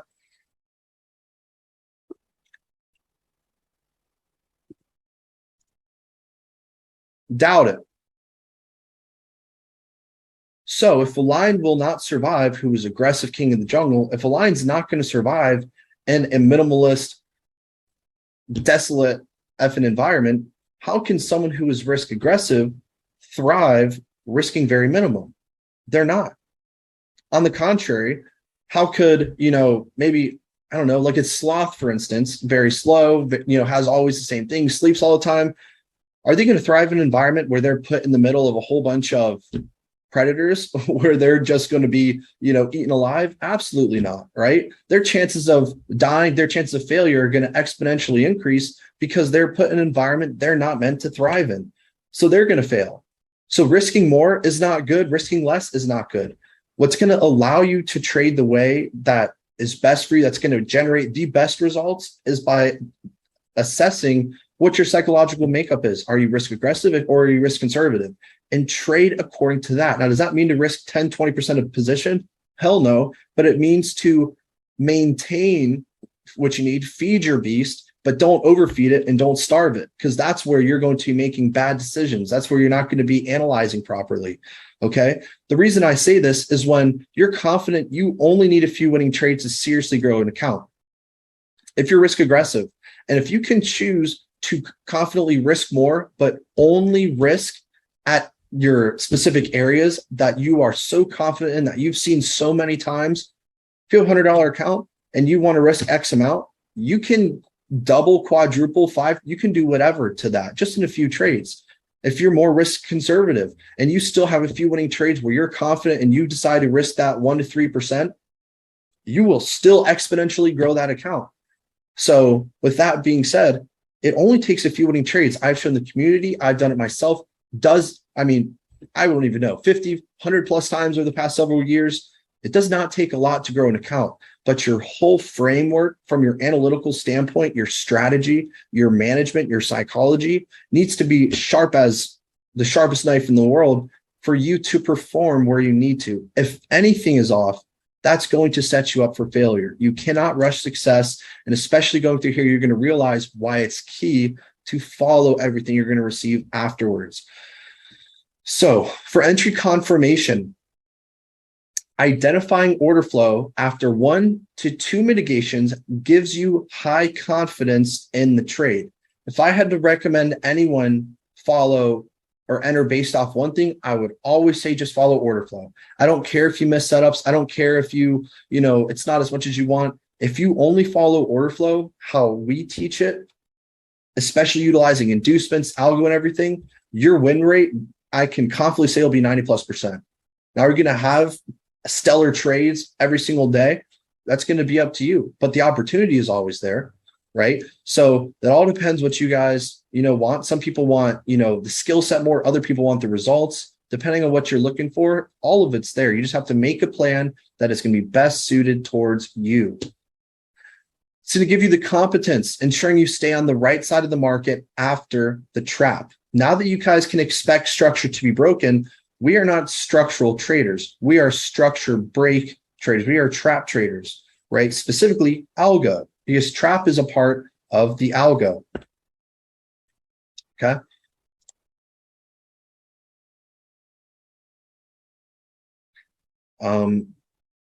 Yeah, even Kareem can tell you. I don't know if he flipped his $200 account to like 10,000, 15,000, then to 100,000. I don't know. Yeah, Kareem, you can tell them later on, but it doesn't take a lot. You just have to have the mentality for it. All right, so let's get right to it. All right, so these are going to be your steps for success. Using your equity in your favor. This is the mastermind approach. So everyone get your notes out, be prepared to write mastermind approach, steps for success. And in 10 seconds, I'm going to be playing these steps.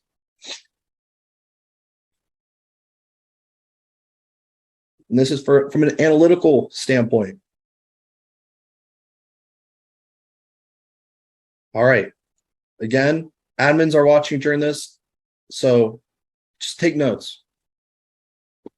Steps for success. 1, the algorithmic approach. 1, we need to induce, build up liquidity towards an inducement. Step 1, induce, build up liquidity towards an inducement. Again, we're either going to be doing what? Building up liquidity here. If this is our inducement, where is our buildup? Buildup is building up towards the inducement.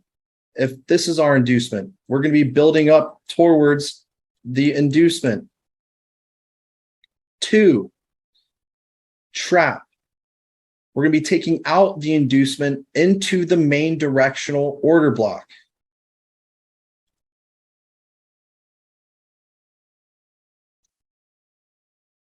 Two, take out the inducement into the main directional order block. After you have your inducement, after you have your buildup, you're going to have your main order block here. If this is a main order block, what does this tell you about this? It's going to be a type 2. So you can expect that it's going to be making new highs. If this is your inducement and this is your trap, you can expect it price to look something like this for you to be going lower. Easy. 3, react. Induce, trap, react. React. Price is going to have a reaction from an SMT lying at a counter lower time frame inducement.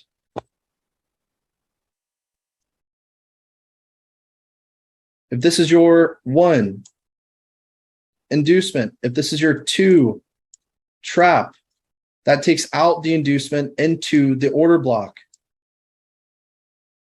3 is your SMT. Where is going to be your SMT in this scenario, everybody?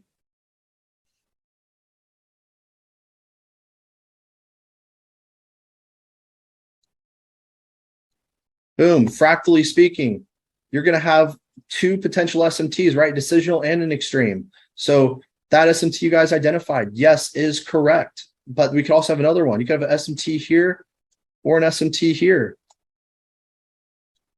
Boom. After you have your reaction from your SMT, let's say that we have this happen.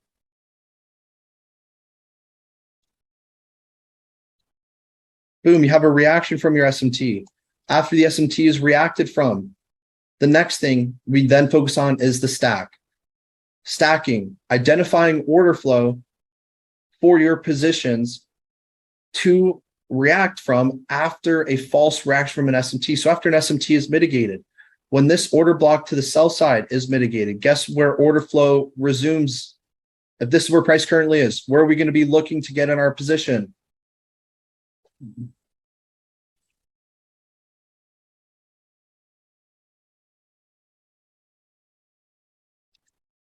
Boom, right here. After it's mitigated, and let's say that we have something like this. Let's say our next SMT is mitigated. Where are the next 1 or 2 entry opportunities that we can identify?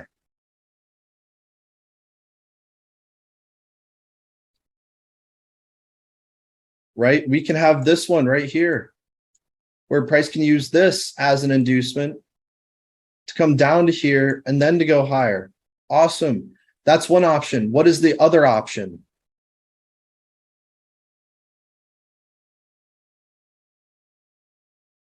Love it, Konstantinos. Absolutely, right? If this option, what would we need to see for this to be a valid order block?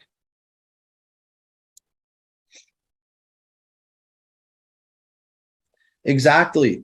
If this is a low and this is a high, we need to see some form of internal inducement before here to then go higher, right? So this is, in essence, the trap and stack.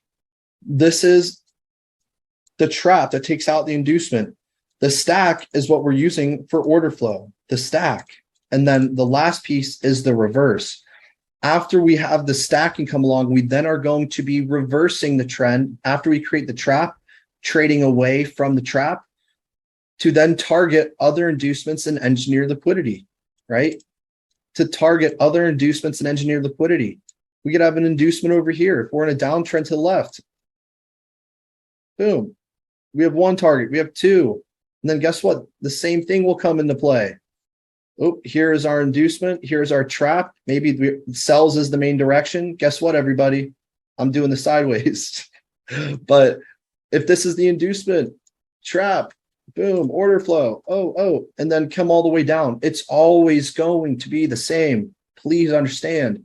It is never going to change, ever.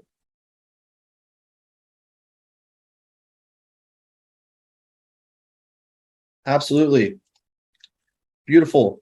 These are your key steps to success in the most simplistic form for the mastermind approach, the trap and stack.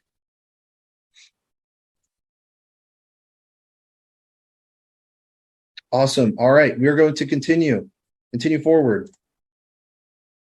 Now, mastermind protocols, trap and stack algo mastery, learning the ultimate skill set of growing any account with unparalleled precision and confidence. All right, now we need to get into the algorithmic approach. You guys are going to be ready to take some intensive notes. All right, we got to make sure we're all on the same page. Is everyone ready?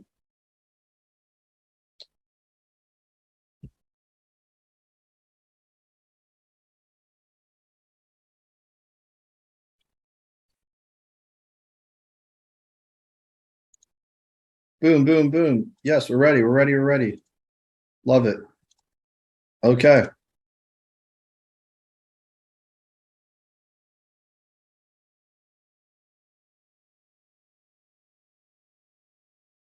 All right. Let's get right to it then.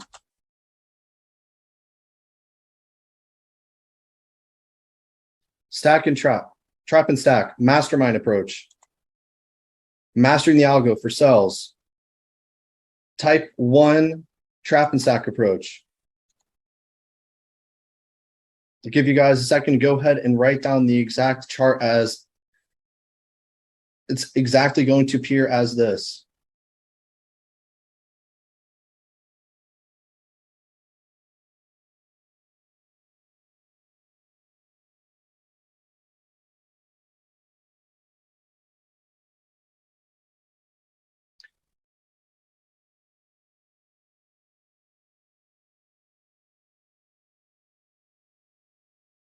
This is the type 1 cell model for trap and stack.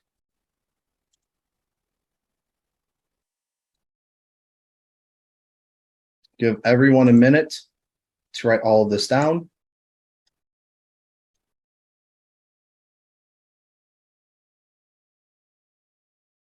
I would always draw down these first.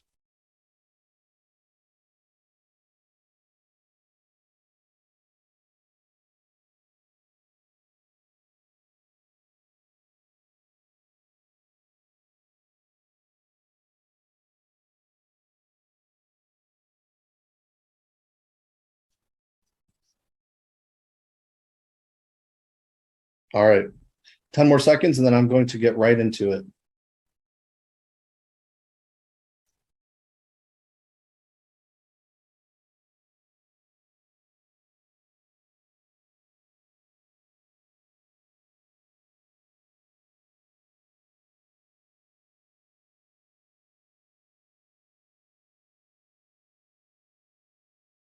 Okay, trap and stack.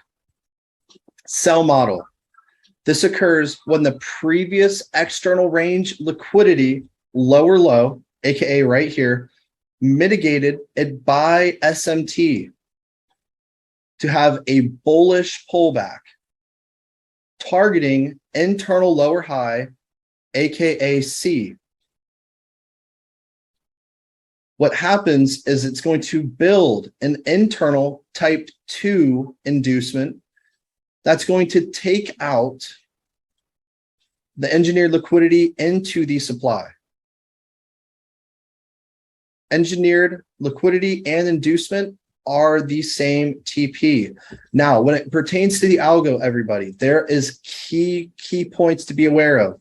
The initiation point, the transactional point, and the completion point. What is the initiation point? The initiation point for the algo for anything is always going to be the inducement that is taken.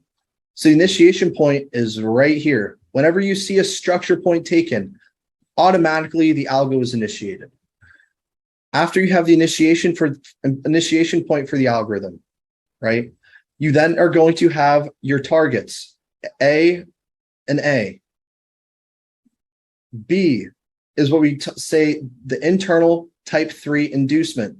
Where is B in this model?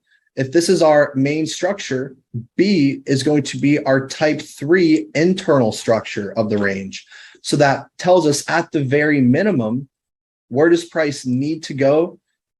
It doesn't need to break here, but what tells us immediately is that this is where price must break. This is our type 3 internal inducement. C is our main inducement, our type 1 inducement. This is where price can come back to when we are looking in a specific case like this. This is all based on C. After 0 is taken for the initiation, we understand that C, the main inducement, which is a type 1, will become the liquidity of the higher range. So what's going to happen during this whole period of time is price is going to be developing the same thing. If this is where the algo is initiated, if this is where it mitigates, afterwards, what's going to happen? We induce, we trap, we react. When I mean react, where does it come back to? SMT, false OB. As soon as it comes to mitigate a false OB, where does it come back to? Order flow. It's either going to start new order flow or it's going to mitigate pre-existing. So in here, what happens? Price will mitigate an order block and then it's going to go higher. Based off of this, we are going to have some form of internal structure created. We're going to have internal higher lows, internal higher highs. Boom. So now we're playing ranges within ranges. This higher low, that makes a higher high. We're always going to have an order block, especially because we mitigated some form of decisional. That follows decisional order flow. When a decisional order block is mitigated, we know that next extreme that mitigates the decisional needs to be mitigated. If you've never heard of decisional order flow, make sure to write that down. When a decisional is mitigated, follow the extreme of the new range that mitigated the previous decisional. Price will come down. It'll react, build even more order flow. SMT order flow. You're always going to have converging order flow in places. SMT, SMT, SMT. Notice these aren't making new lows. Just going to come down to induce, right? After it makes its induce and it traps, then that's where the target will be alleviated. That type 1. So now what we have is multiple setups within one. We have a main setup and we have an internal one, right? And this is, I think this is where you guys are going to see what I'm referring to. We have the inducement, the trap, and then we're stacking. But this is not talking about the main setup. The main trap and stack is after we have our transactional point taken, our transactional point or the inducement. We have the trap, we're stacking, and then we have another trap. The trap is what we're really focusing on. This is what our main move is happening. So after we have the inducement and where price traps it into our main order block, then this is where we follow reaction and then order flow, SMT, then order flow. Price mitigates, comes back down to our SMT. Boom, there's a reaction. Where's the order flow? This mitigated here. This becomes our new order block. Where do we expect price to go based on liquidity? Well, we take out this gas. Now we have to take out this. So now we're going to be selling all the way down to our next SMT. When price comes to our SMT, afterwards, it's going to come back to where? Order flow. Or it's going to pick up and establish new order flow. You're going to know if it's going to come back up here or if it's going to come here based on how much liquidity is over here. Again, intuition, just surface level stuff right now. I mean, yes and no, but this is still the foundations of it, right? And this is what we want to follow on. After we have that main trap, following all of the cells, when price pulls back from an SMT, identify your inducement, identify your mitigation, and then sell, keep selling low, because this, like we talked about yesterday, is going to be your main TP, right? In this scenario, you guys have all the examples from yesterday, how to manage them. Today, you're going to learn specifically how the positions, where they're going to be inside of it based on all of the different type 1, 2, and 3 scenarios for both buys and sells. So there's a lot of notes coming.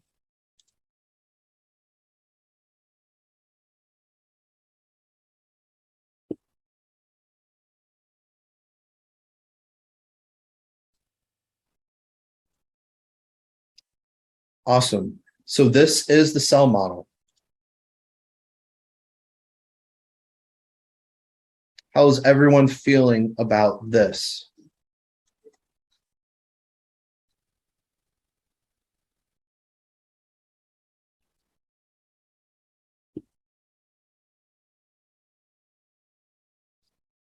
Too much at the moment, overwhelmed. Yeah.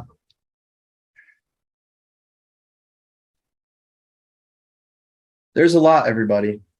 If you're understanding this and be like, WTF is going on, I don't blame you. This did not happen overnight. It took me years to get to this point. This is the equivalent to tying a shoe for me, because I've seen this thousands of times. Your first time, don't expect it to make sense. If it's not making sense, congratulations. That's the purpose, right? That's why you're not going to be focusing on any of this. This is an algo boot camp, but where things are going to be changing going forward is this stuff isn't going to be taught on, during the actual boot camp. We're going to be making a new model, because all the things that need to know are on days 1 and 2, even partially 3, before even getting to this, because this is highly, highly, highly advanced. So okay, let's get some more comments. What are we feeling during this? I need to get a pool of where everyone feels, not just about if it's good or not, because honestly, I know it's good, but how are you guys feeling? Overwhelmed, stressed? Is it making sense? I want to know current and new students.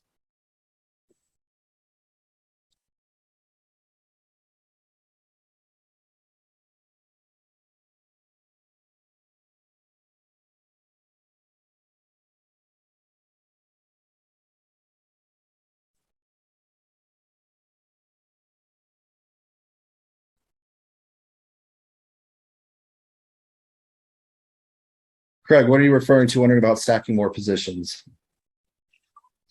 Yeah, just in the diagram there, you've got like 3 positions there. Mhm. But obviously, a lot of the times when we see you stack positions, there's probably about Exactly. 8 or 10. So that's what I'm sort of looking at. 8 or 10. You are definitely one of the more advanced individuals. This is just from a preliminary conceptual understanding, because at this point, you're right. When there's this one entry, this is what I want everyone to focus on. But myself, I will just enter once. I'll enter here, here, here, here, here.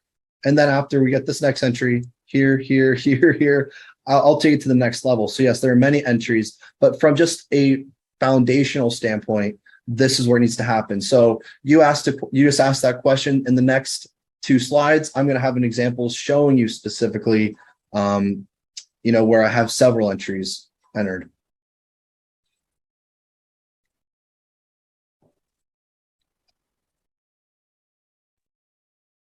Makes sense, and it combines everything a little. Okay. Yeah. Yeah, I agree with sir. I hope I'm not asking the question that's twofold. I was going to ask how you now do trade management when you are starting. How do what? Like trade management. How do you manage your trade when you are? Well, that's why the management for this, we're not even discussing until you guys are ready to become masterminds. And that's where talking about your journey, you guys are going to be starting with this. You guys aren't going to be starting with cycles. You guys are going to be starting from the core concepts and building your way up to these levels. So that's where like graduation, these different levels of classes are going to come into play. And you guys, I'm going to be talking about that all at the end of the day. So as far as management, no management is covered in this, because I'm not expecting anyone, and I sure as hell hope no one tries to do this right out of the gate, Because think about it. If you are on the wrong side of the market, if right here, like, oh, stack, stack, stack, I want to go to here, and you don't want to manage your positions, guess what? You are just going to lose everything. So this is just a conceptual standpoint for you guys to reference in your notes for the future, because the inner circle of the community, this is all that I'm going to be teaching, trading, showing you guys on a specific daily basis, how I live trade, take my positions. And it's not going to be available to anyone in the low end, right? Because I've had people who, oh, I'm live trading, they max out, they go full in a position that I won't even take, where I talk about, and they're like, oh, Griffin said it, it's going to go, so like that's where plans need to be set in stone before anyone even tries this approach, because it takes experience. I don't care how smart anyone in here is. We've had traders in here who have been trading 13 years and they still are like, this is absolutely crazy, the craziest thing they've seen. So it's not going to happen overnight, but my goal is to make and have you guys get to this point to where you're managing accounts and you want to trade like this. But again, when you're funded, when you have 200,000-300,000 in funding, in all honesty, when you become funded, it becomes very easy. Then it's just, shit, I don't need 3 entries. I just need 1 entry, a 1 to 6, 1 to 5. And there you go. You could have 6 to 10,000 just based on that, So that's where another level of psychology comes in. When you start making money, you start focusing less on perfection and focusing on what trading is actually about. And it's just making money.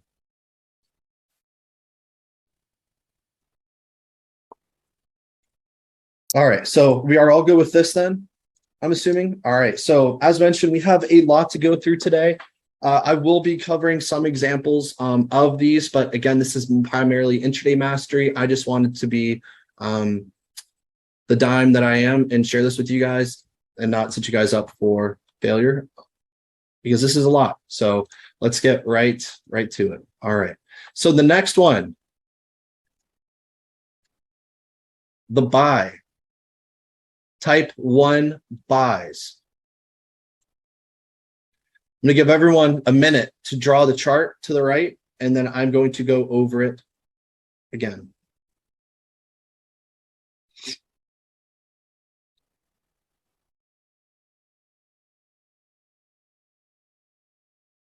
Also, B and SMT, for right now, just say that they're the same things.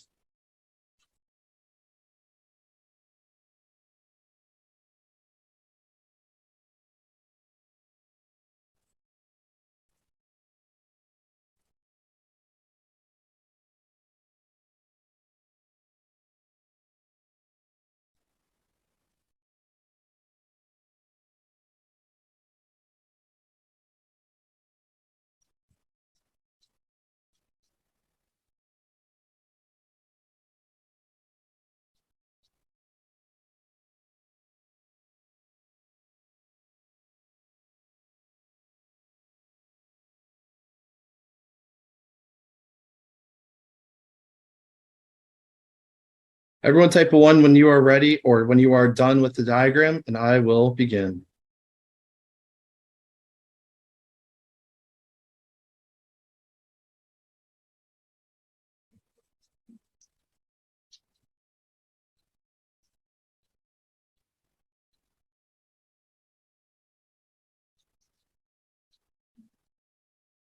Again, once you're done, please type in the chat and I will begin explaining.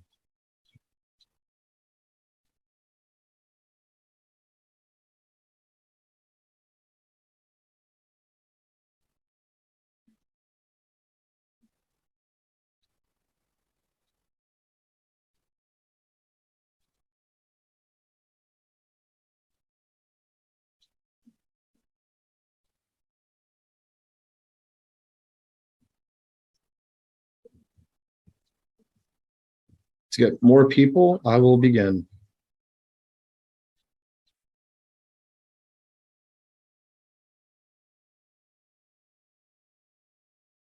Got 11 people out of 37.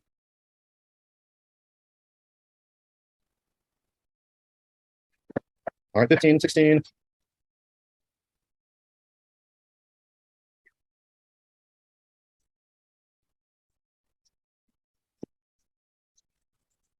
Less than half. All right, guys, I'm gonna begin here in the next 10 seconds.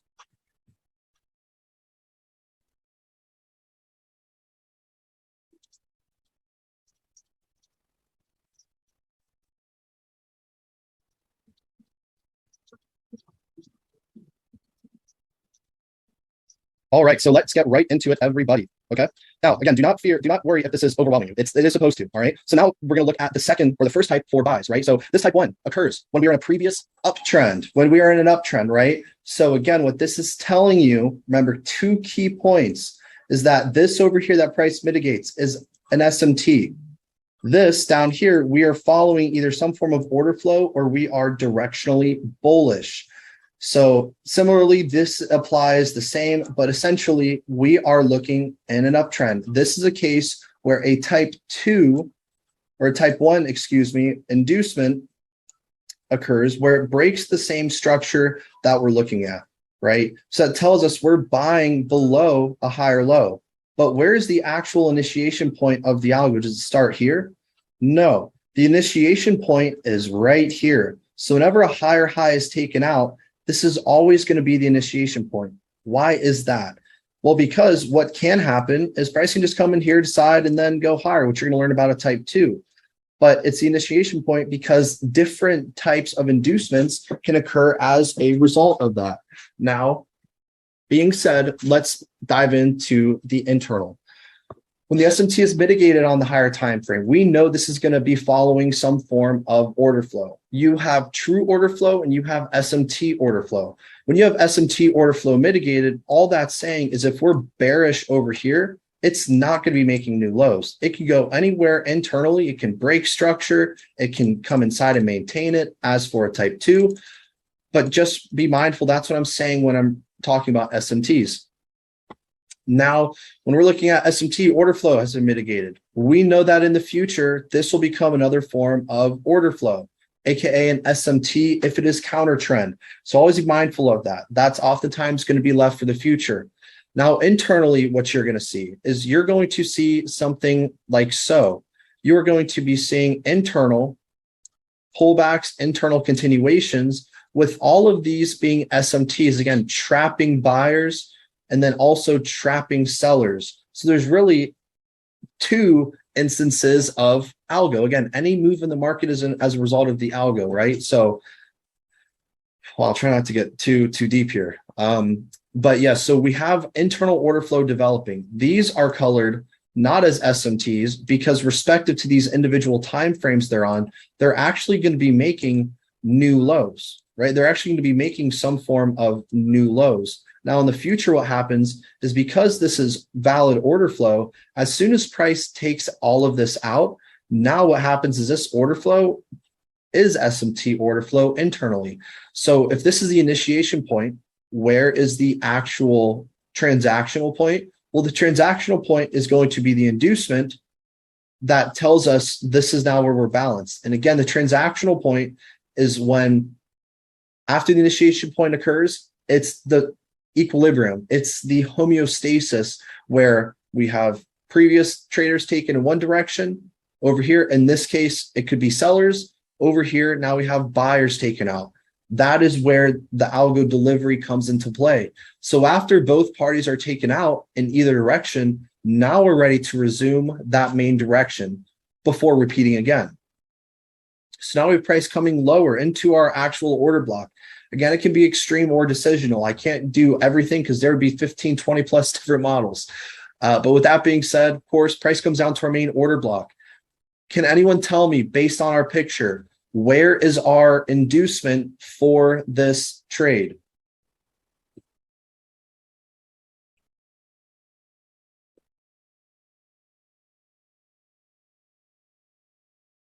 Where is our, let me go ahead and clear all these drawings. For this setup, right, specifically, where's the inducement for our buy model? Where's the inducement? The main inducement. Right? This is our main inducement right here. This is a small one, sure, but this is not really relevant because this is where the main one is. Because if this is the main higher low that makes a higher high, this is our main inducement. Of course, you see this as a fractal one, but this is the major one that we really want to pay attention to. So if this is the inducement, where is the trap? Go back to the steps for success. Where is the trap?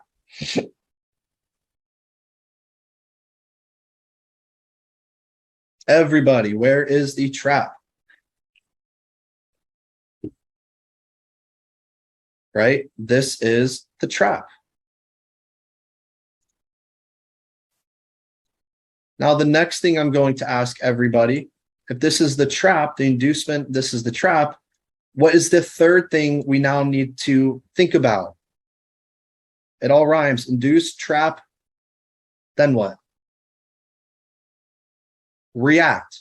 Induce, trap, react. So where are the SMTs we want to pay attention to? Boom. This SMT right here. And this one over here. Why these SMTs? Why are these SMTs? Well, again, they're SMTs because if we have to view this from a structural standpoint, where is the structure? Well, we can see within here internally, we have here, here, here, here, here, here, right? BOS, internal BOS, another BOS. As far as the main structure, we have SMC trap here. This is a lower time frame extreme. This is a lower time frame decisional. As far as the main one, right, our main BOS, which is actually an inducement. And again, why is this an inducement and not a BOS? There's one key point why this is an inducement and not a BOS. Why is that?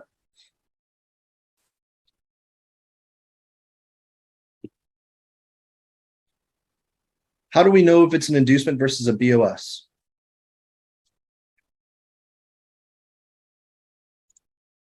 Exactly, SMT. You guys got it right, right? SMT up here. It tells us if this is an SMT, we are going to be following where the real order block is, which is down here. That's how we know this is an inducement because it did not react from a true order block. If this was a true order block and we see this, then we know it's a BOS for the price to continue, but it's not in this case, right? So these are our SMTs to the right. Boom, come back, mitigate. We're going to have some form of pullback again. It can go higher to our next SMT. From there, it's going to come back to order flow and then to end up breaking the entire range. So again, for those who know what accumulation is, the whole Wyckoff, mark up, mark down, all of that, this is going to be your accumulation. This is going to be your reaccumulation.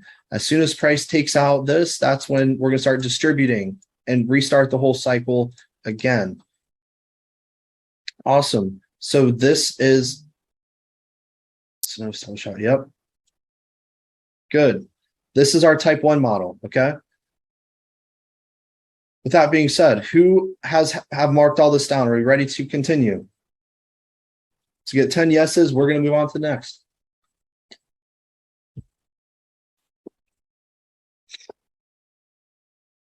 Again, the hardest part is the learning curve. After you learn everything, this becomes simple. But it's sure right now it could seem like rocket science to some people, and do not feel discouraged. It's meant to be like that. You got it, Matthias. All right. Let's continue.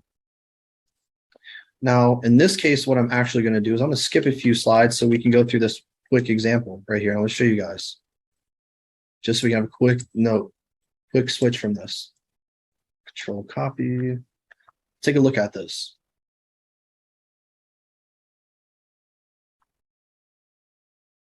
Here. Let's think about this. Don't read all the annotations. Follow along with me. All right. In this model, let's say right here is our main order block. Let's say this is our main order block over here. And structurally, we have high, low, lower high, lower low. What type of inducement is this right here? What type of inducement is this if this is our structure? To type 1. This is our type 1 inducement. Where is our trap? Again, do not read these. Follow along with me. Where is our trap if this is the inducement? Boom. We now have our trap, which is right over here. The trap is a point that takes out and mitigates. This is our trap. After the trap, I want everyone to identify where are the SMTs.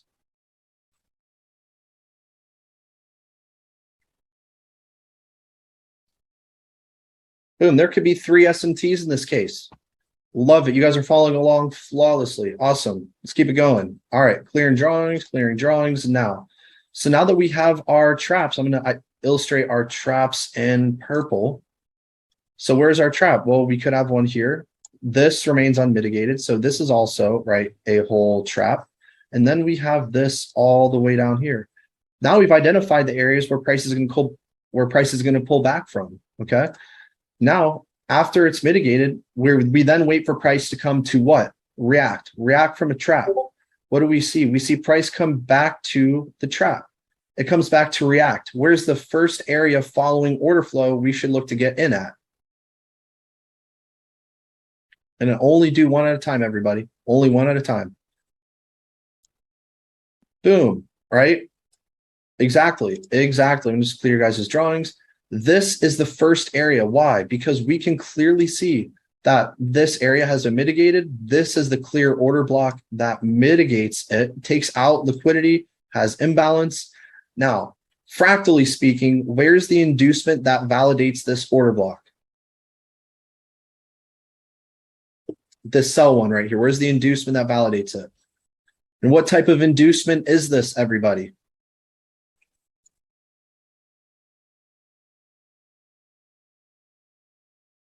You guys are killing it. Awesome. Clearing that up. 3. Here's our internal, right? So that's going to be our type 3 inducement that verifies this is the right order block. Confidence. Use it, right? After this is mitigated, what do we have price come back to? Where's our next SMT following order flow? Exactly. After the SMT is mitigated, where's price going to come back to if this has now been mitigated by here? Boom, that's another entry, right? Oh, there's no break of structure. There's no following order flow, right? Follows order flow. Awesome. After this is mitigated, where does price then go to? Well, it now breaks structure, takes out a new low. So if I had to ask everybody where, I know this is getting pretty cluttered, where's our new internal range? Where's our new internal range at this point?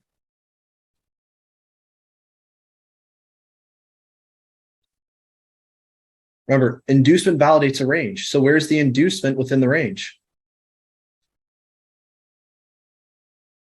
Right? So if that's the inducement, that tells us this is our range right here. We have this. And how do we know this is the low and this isn't the low? Well, because we have an inducement internal. We have this. Boom, there's our inducement. Where is the order flow? This order block was mitigated, right? This order block was mitigated. Where?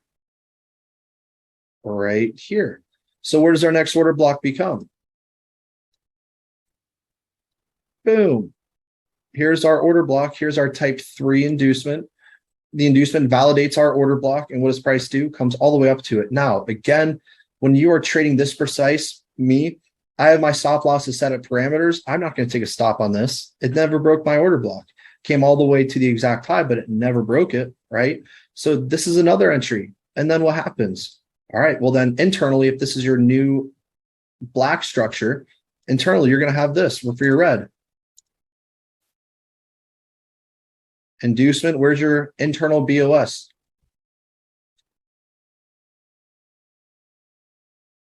Boom. Again, you guys see how intuition kind of takes over? Fractally, it makes sense, but you have to be able to be so precise to be able to see it this way. So there's your BOS. Then after that, where's your new order block? That's your BOS right here. Boom, that's your new order block. And then guess what happens? Order block's mitigated. Beautiful. Price pulls back, makes a new low. Where's your next order block? Boom, Mr. Villafuerte. Boom, right there. So that's what you have 1, 2, 3, 4, 5, 6. And then afterwards, you're like, well, order flow should come back up here. One thing you need to expect about order flows, it's going to be respected until it has a reason to drop. And why did it drop off here? Well, again, the next SMT is over here. So you're like, well, shit, how can I get it? Do I wait for this? Do I wait for this? How could I get in this? Wouldn't you like to know?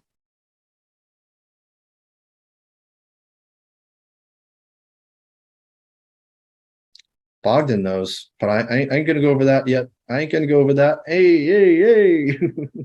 Yeah, but you guys will catch on.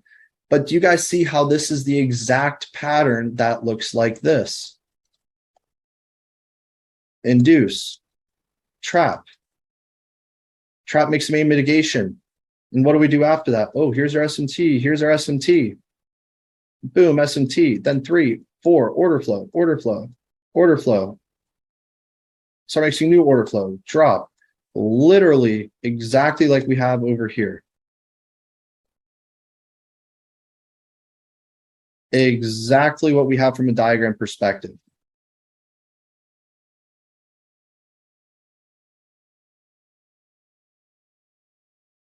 Gabriel, no más. Shh. But yes, this is what you need to know. This is everything right here, right? It's algorithmic. This is what algo trading is. The same thing, because guess what? It just repeats. Inducement, trap, boom, boom, boom, boom. And then it's going to do the opposite thing. This is what makes structure. This is what makes structure. Because guess what? People are going to say, oh, this. But why does all of structure, why is it formed?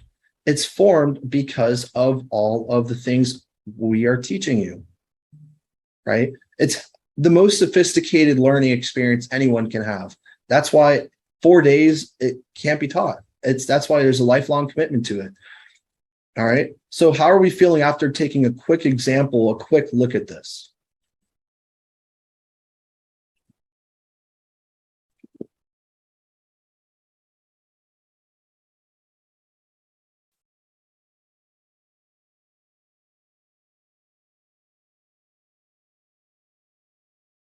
Let's get some more. Let's get some more.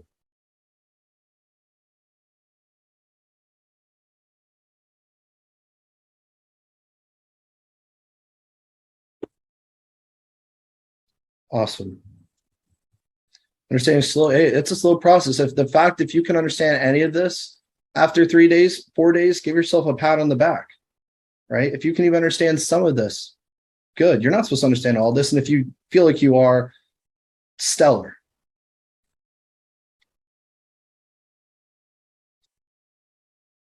Again, when you are doing this, you're not using one time frame, you're using multiple, because you can't just read one time frame. All right, so let's go back to here.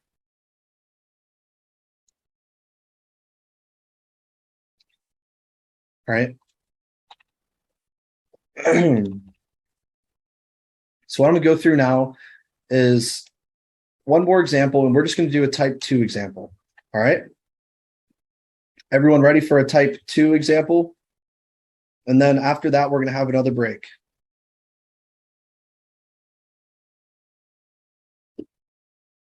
Oh, Craig, you said are you using 1 minute or only 3 minute? I use 1 through the 5 minute. I'm never just on one time frame. That's something that's going to be taught is time frame agility and time frame adaptability.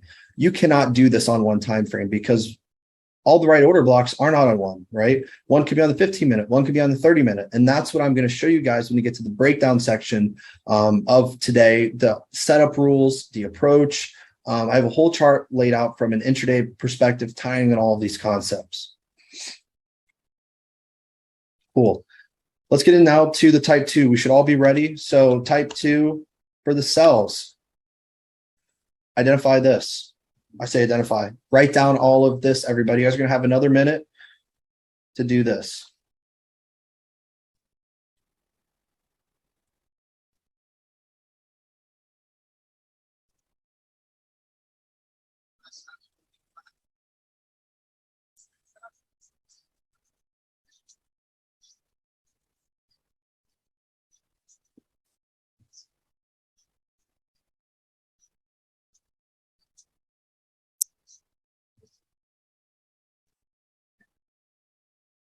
So everyone is done writing this. Writing this. Type a 1. Type 1 in the chat when you guys are complete writing.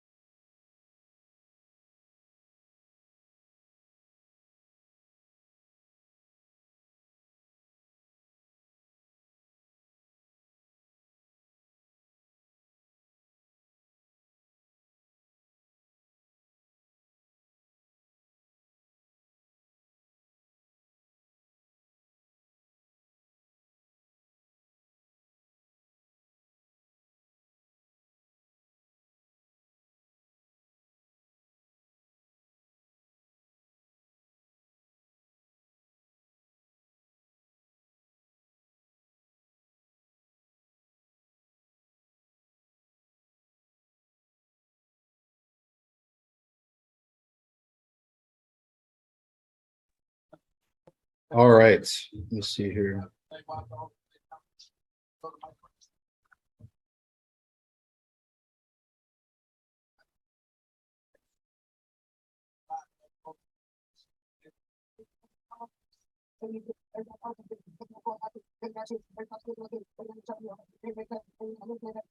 All right, get right to it then. How is this different, right? This is different because we are assuming the main range for our cells is going to remain intact. Now, key points from here. Remember, from the type 1 to type 2, the key difference is what, everyone? What is the key difference between type 1 and type 2? Wait till I get my money right.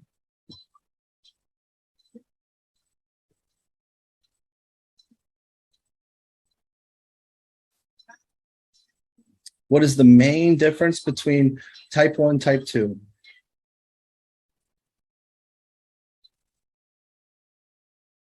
Well, besides the inducement. Structure points. Exactly. Internal, external structure, right? The difference is that the internal structure or the main structure for type 1 is broken, right? The main structure for type 1 is broken. And then it resumes. For type 2, the difference, right? The difference is that the main structure remains intact. A key point to both of these is what? The fact that it mitigates an SMT. That is without a doubt the most important thing to know. How do you know if structure is going to break, if it's going to resume cells? If this mitigates an SMT, it will end up being either a type 1, type 2, or I mean type 3 for that matter. If this is a higher time frame, it will just be a pullback, whether it's up here, internal, to then continue.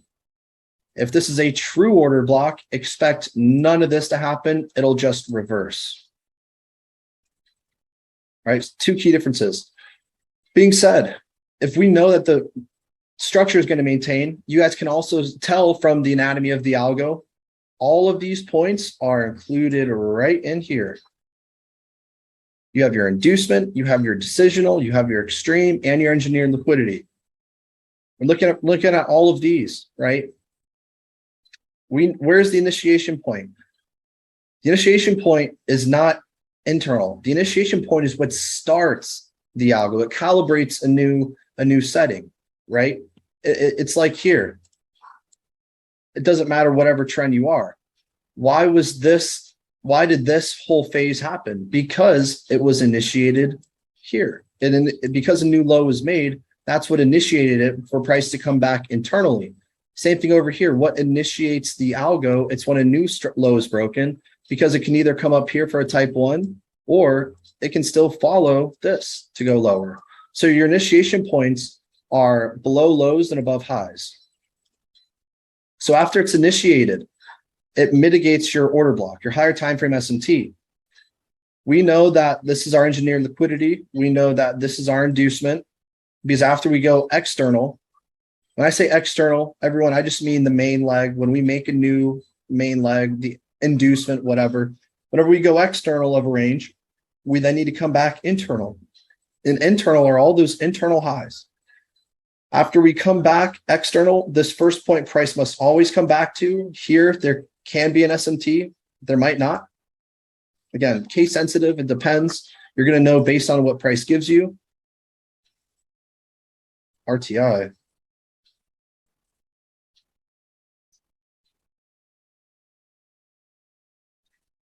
I just put the RTI is just return to the first inducement. I mean, that's just a little thing I just put in there. Again, that's the first internal point we must come back to after going external. So then, of course, take out liquidity. You're going to have your decisional lying just above it. Now, of course, it can just continue lower from your decisional, but how I drew these models was just based off of extremes. So remember, you have your false order block here could cause a pullback. This is where you could have maybe a decisional, right? Your decisional that's mitigated, it's going to start order flow. The reason this is blue and not an SMT is because we're looking at this as an individual structure range. It will break a new high, right? Because this is internal structure, it will break it. And the reason why these are then called SMTs, because this will not make a new high relevant or relative to this structure. It'll just cause a pullback to then continue to go lower, right? So as soon as we have our engineer liquidity taken, if this is the initiation point, where is our transactional point, right? Our transactional point, again, case sensitive for purposes, don't put this in here, but transactional point is always going to be your inducement that's going to switch it over. Here, the transactional point, this is the absolute furthest, which is the engineered liquidity, which price can take. So again, your transactional point is going to be the actual setup you're looking for, type 1, 2, 3. After it comes up and it mitigates, it's just rinse and repeat. This is your inducement. This is your trap. We're following directional order flow. That is valid. So then expect what? Oh, here's my new order block. Price can't come up to here, but how are you going to know if it's going to come up to here and drop lower, or if it's going to just continue to go lower from here? It's going to depend the wall to the left. If there is a wall like this, expect this to happen. If there is not a wall, and maybe there's just a wall, you know, right here, but all of this, we still have imbalance, you can expect it to have some more gradual, you know, moves. So as soon as price comes to mitigate order flow, it will drop, establish new internal order flow to then continue.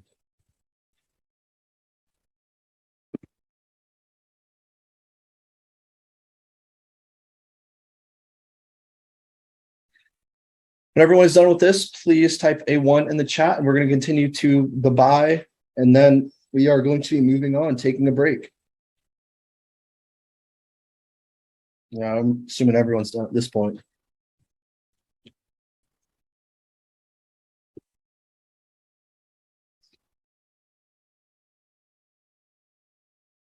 All right, we are going to continue.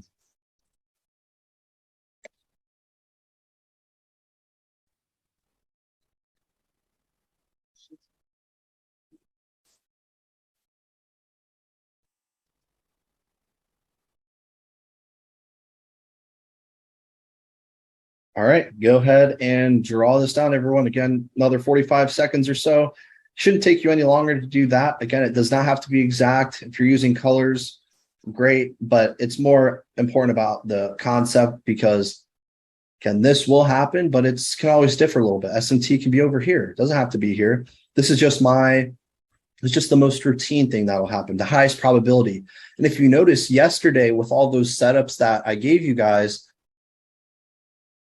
it follows the exact setups, right? Follows the setups, but it gives you a much more detailed approach to them.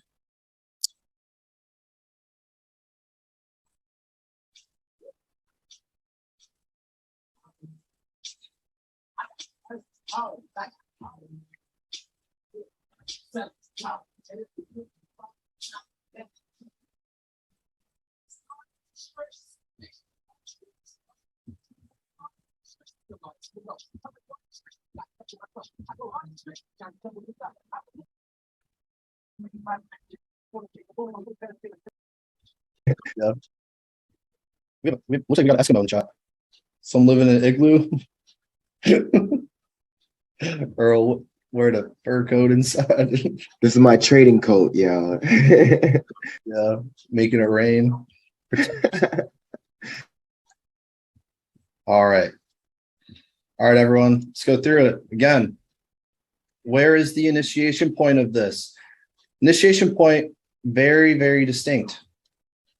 Initiation point right here. Initiation point, whenever a high is taken out. The reason we always identify inducement, again, is to ensure by selling above the structure point, if we decided to sell here, and even if you thought this was a correct order block, ignoring the whole diagram for a second, even when you identify an order block and it might be an SMT you're selling from, that doesn't mean you're going to fail, right? Because from the operations and the order of operations of the algo is liquidity, right? So after you take out a high, even if you get in an SMT here, you need to have confidence that it's still going to come down here.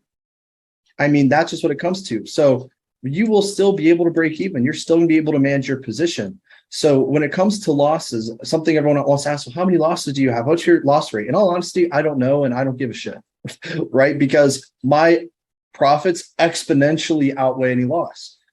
But any loss that you take, know that you always have a conscious decision, either A, to be willing to take that loss because you know it can come back. For me, anytime that I lose, it's only for one reason. I'm willing to take the loss. For instance, I always, as yesterday, I outlined all of the exact entries, everything I do. If I take a loss, it's normally because of something like this. When price comes back and mitigates, right, it'll end up going higher. Here, I know that at this point, I'll break even, but if price decides to come back here and we're at maybe an SMT, I know that it can just come back down here. So then at this point, I'll remove my stop loss because I know it can induce to go higher. So what I do is rather than just moving to break even, I'll just move my stop loss back to where it was. And even though I had an opportunity to break even, it'll do something like this. Then it could take out and then go higher, right? So this is the only time I'll take a loss, but it's because I was willing to take the loss and especially could have been avoided. But for me, I don't, again, hey, I'm used to setbacks. I'm used to failure. I've become a master at managing that shit, you know? So like, that's my own little flex. I do not care because wins astronomical. If I had to say compared wins to loss ratio, I couldn't tell you, but I can certainly tell you the break even to loss ratio. I would say out of 10 times, you should be able to break even 6, 7 at least out of those 10 at a maximum 4 losses, really 3 or less. But that just comes down to your personal preference. If you want to break even and not take a loss, your loss rate is going to be, or your win rate's going to even be higher. So if I had to say my win rate, I would say 70% and above, which for this edge, phenomenal. But when I do take a loss, it's like, okay, whatever it's worth. But don't confuse your win rate with your profitability, because the higher your risk reward, the less your win rate needs to be. With our edge, if you get a 1 to 6, 1 to 7 at an absolute minimum, you know, you need a 25, 30% win rate to be profitable. If you're doing that 1 to 7 at the minimum, but you're getting 1 to 15s, 1 to 20s, and you have a 70% win rate, I mean, a loss is just shit in the bucket, right? It doesn't matter. So that's what you guys are going to be learning. If, I have a fear of losing, don't worry. As long as you can manage your positions, your account's going to be exponentially growing. It doesn't matter, right? So with that being said, getting back on track to this, I love talking not just about this, but I love talking more so about the conceptuals, the psychology, which is stuff that I don't really get to talk about much because everyone's always trying to master this stuff, which is important. But here, right? So type 2, this is the initiation point. This is what tells us we're ready now to return back to homeostasis. If this is an SMT, we know it could either come down to here to be a type 1, or if this is following order flow with confidence, you can know that this is going to be the right order block. So where's your engineered liquidity? Exactly as the diagrams, boom, here. It'll pick up after an imbalance, and then it will start mitigating some form of order flow afterwards. The whole reason this move happened, again, is it was artificially engineered, aka it's unsupported, because the whole purpose was to break the range so this could be collected internally. Again, taking it a step further, can anyone tell me specifically not why this is here, but how we will actually end up using this, not for the future, but what are we going to be doing in this period of time over here while this is occurring, before any of this happens? Can anyone tell me what we're at? Was buy a big order flow. Bingo. Exactly, right? This is order flow. So that's exactly here. We might say, oh, it doesn't mitigate. This doesn't mitigate anything. On the higher time frame, it won't. But guess what? Right here, it can mitigate just a 1 minute. This could not sweep anything. It'll then mitigate a 1 minute. And then after there, it'll do this, then this, and then this. So because these are all of our entries, you need to know as soon as price takes out this, these are phenomenal scale-ins, but where does price now need to come back to at the minimum?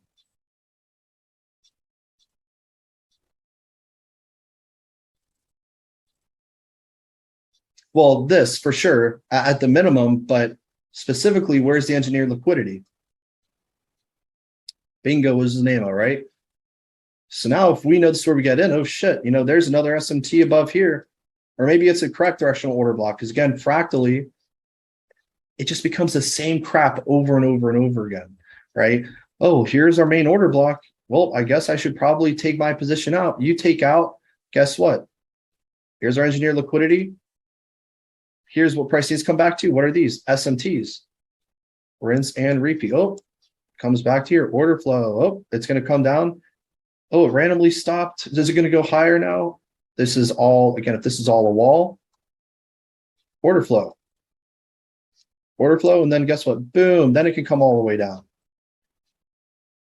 Algorithmic, cyclical. And then guess what? All of this is just happening. Maybe all of this could be happening just inside of here. It's all fractal. And once you have a true mastery of fractality, that's when your perspective is going to completely change. Like, holy shit, like I'm just doing the same thing within something else on a smaller level. All right. And that's it, everyone. So as soon as it comes down, where is your type 2 inducement? Boom, that's your type 2. Keynote, when you have a type 2 inducement, oftentimes you're going to have, again, when you have a type 2 inducement, let's say this is your type 2 right here. You're also going to have a double confirmation of a type 3. What do I mean by that? Well, within here, you could have this. So you could take out a type 3 and then a type 2. That's double confirmation bullseye for then you to be looking for this. This is just another pro tip that you can jot in your notes. Whenever you have a type 2 inducement, it will be majority of the time taking out a type 3 as well.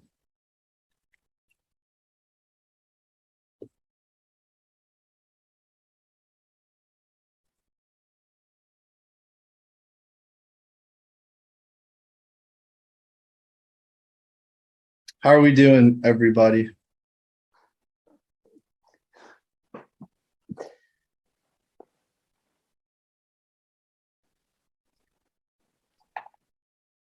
Good, good, good. Sleepy, tired? No, you guys are awake. Processing. Robot. Good. Processando. All right. Good. Good, everybody. All right. Well, I think in that case, are you guys ready for your break? Ready for your mid-noon break or afternoon? Jesus, sorry, 1 o'clock day's blown by for me. All right. If you guys are ready for your break, then go ahead. You guys will have 15 minutes. And when you guys come back, we will be ready for the second half of today. Well, most likely the lesser half, because this is the majority. So go ahead, enjoy, step away. And we will, we'll actually do 17 minutes on the dot right now, because that makes it 1:15 p.m. So you guys have 17 minutes, come back refreshed. We'll be ready to go and dive right through the last half. Have a great break, and I will see you guys shortly.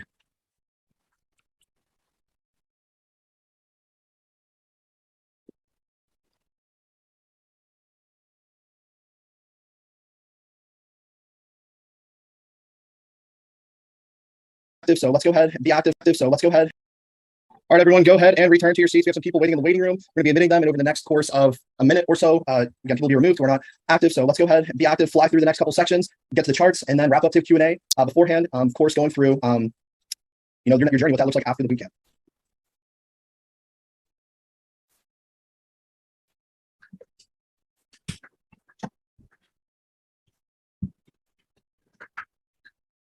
We got a couple of you guys still away from your computers, just camera. Please show your face in the next 5-10 seconds, or else you'll be placed in the waiting room.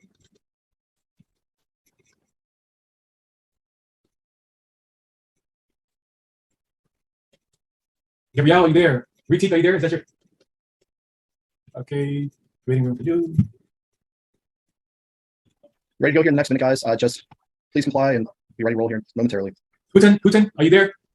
If you're there, please turn your camera on. Thank you. One quick final check. Hugo, are you there, Hugo?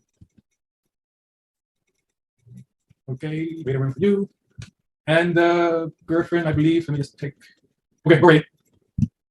All right, just a moment, and we will go ahead and get started. In the meantime, everyone, I'd love to see in the chat, what's your favorite thing so far that you've learned throughout this bootcamp?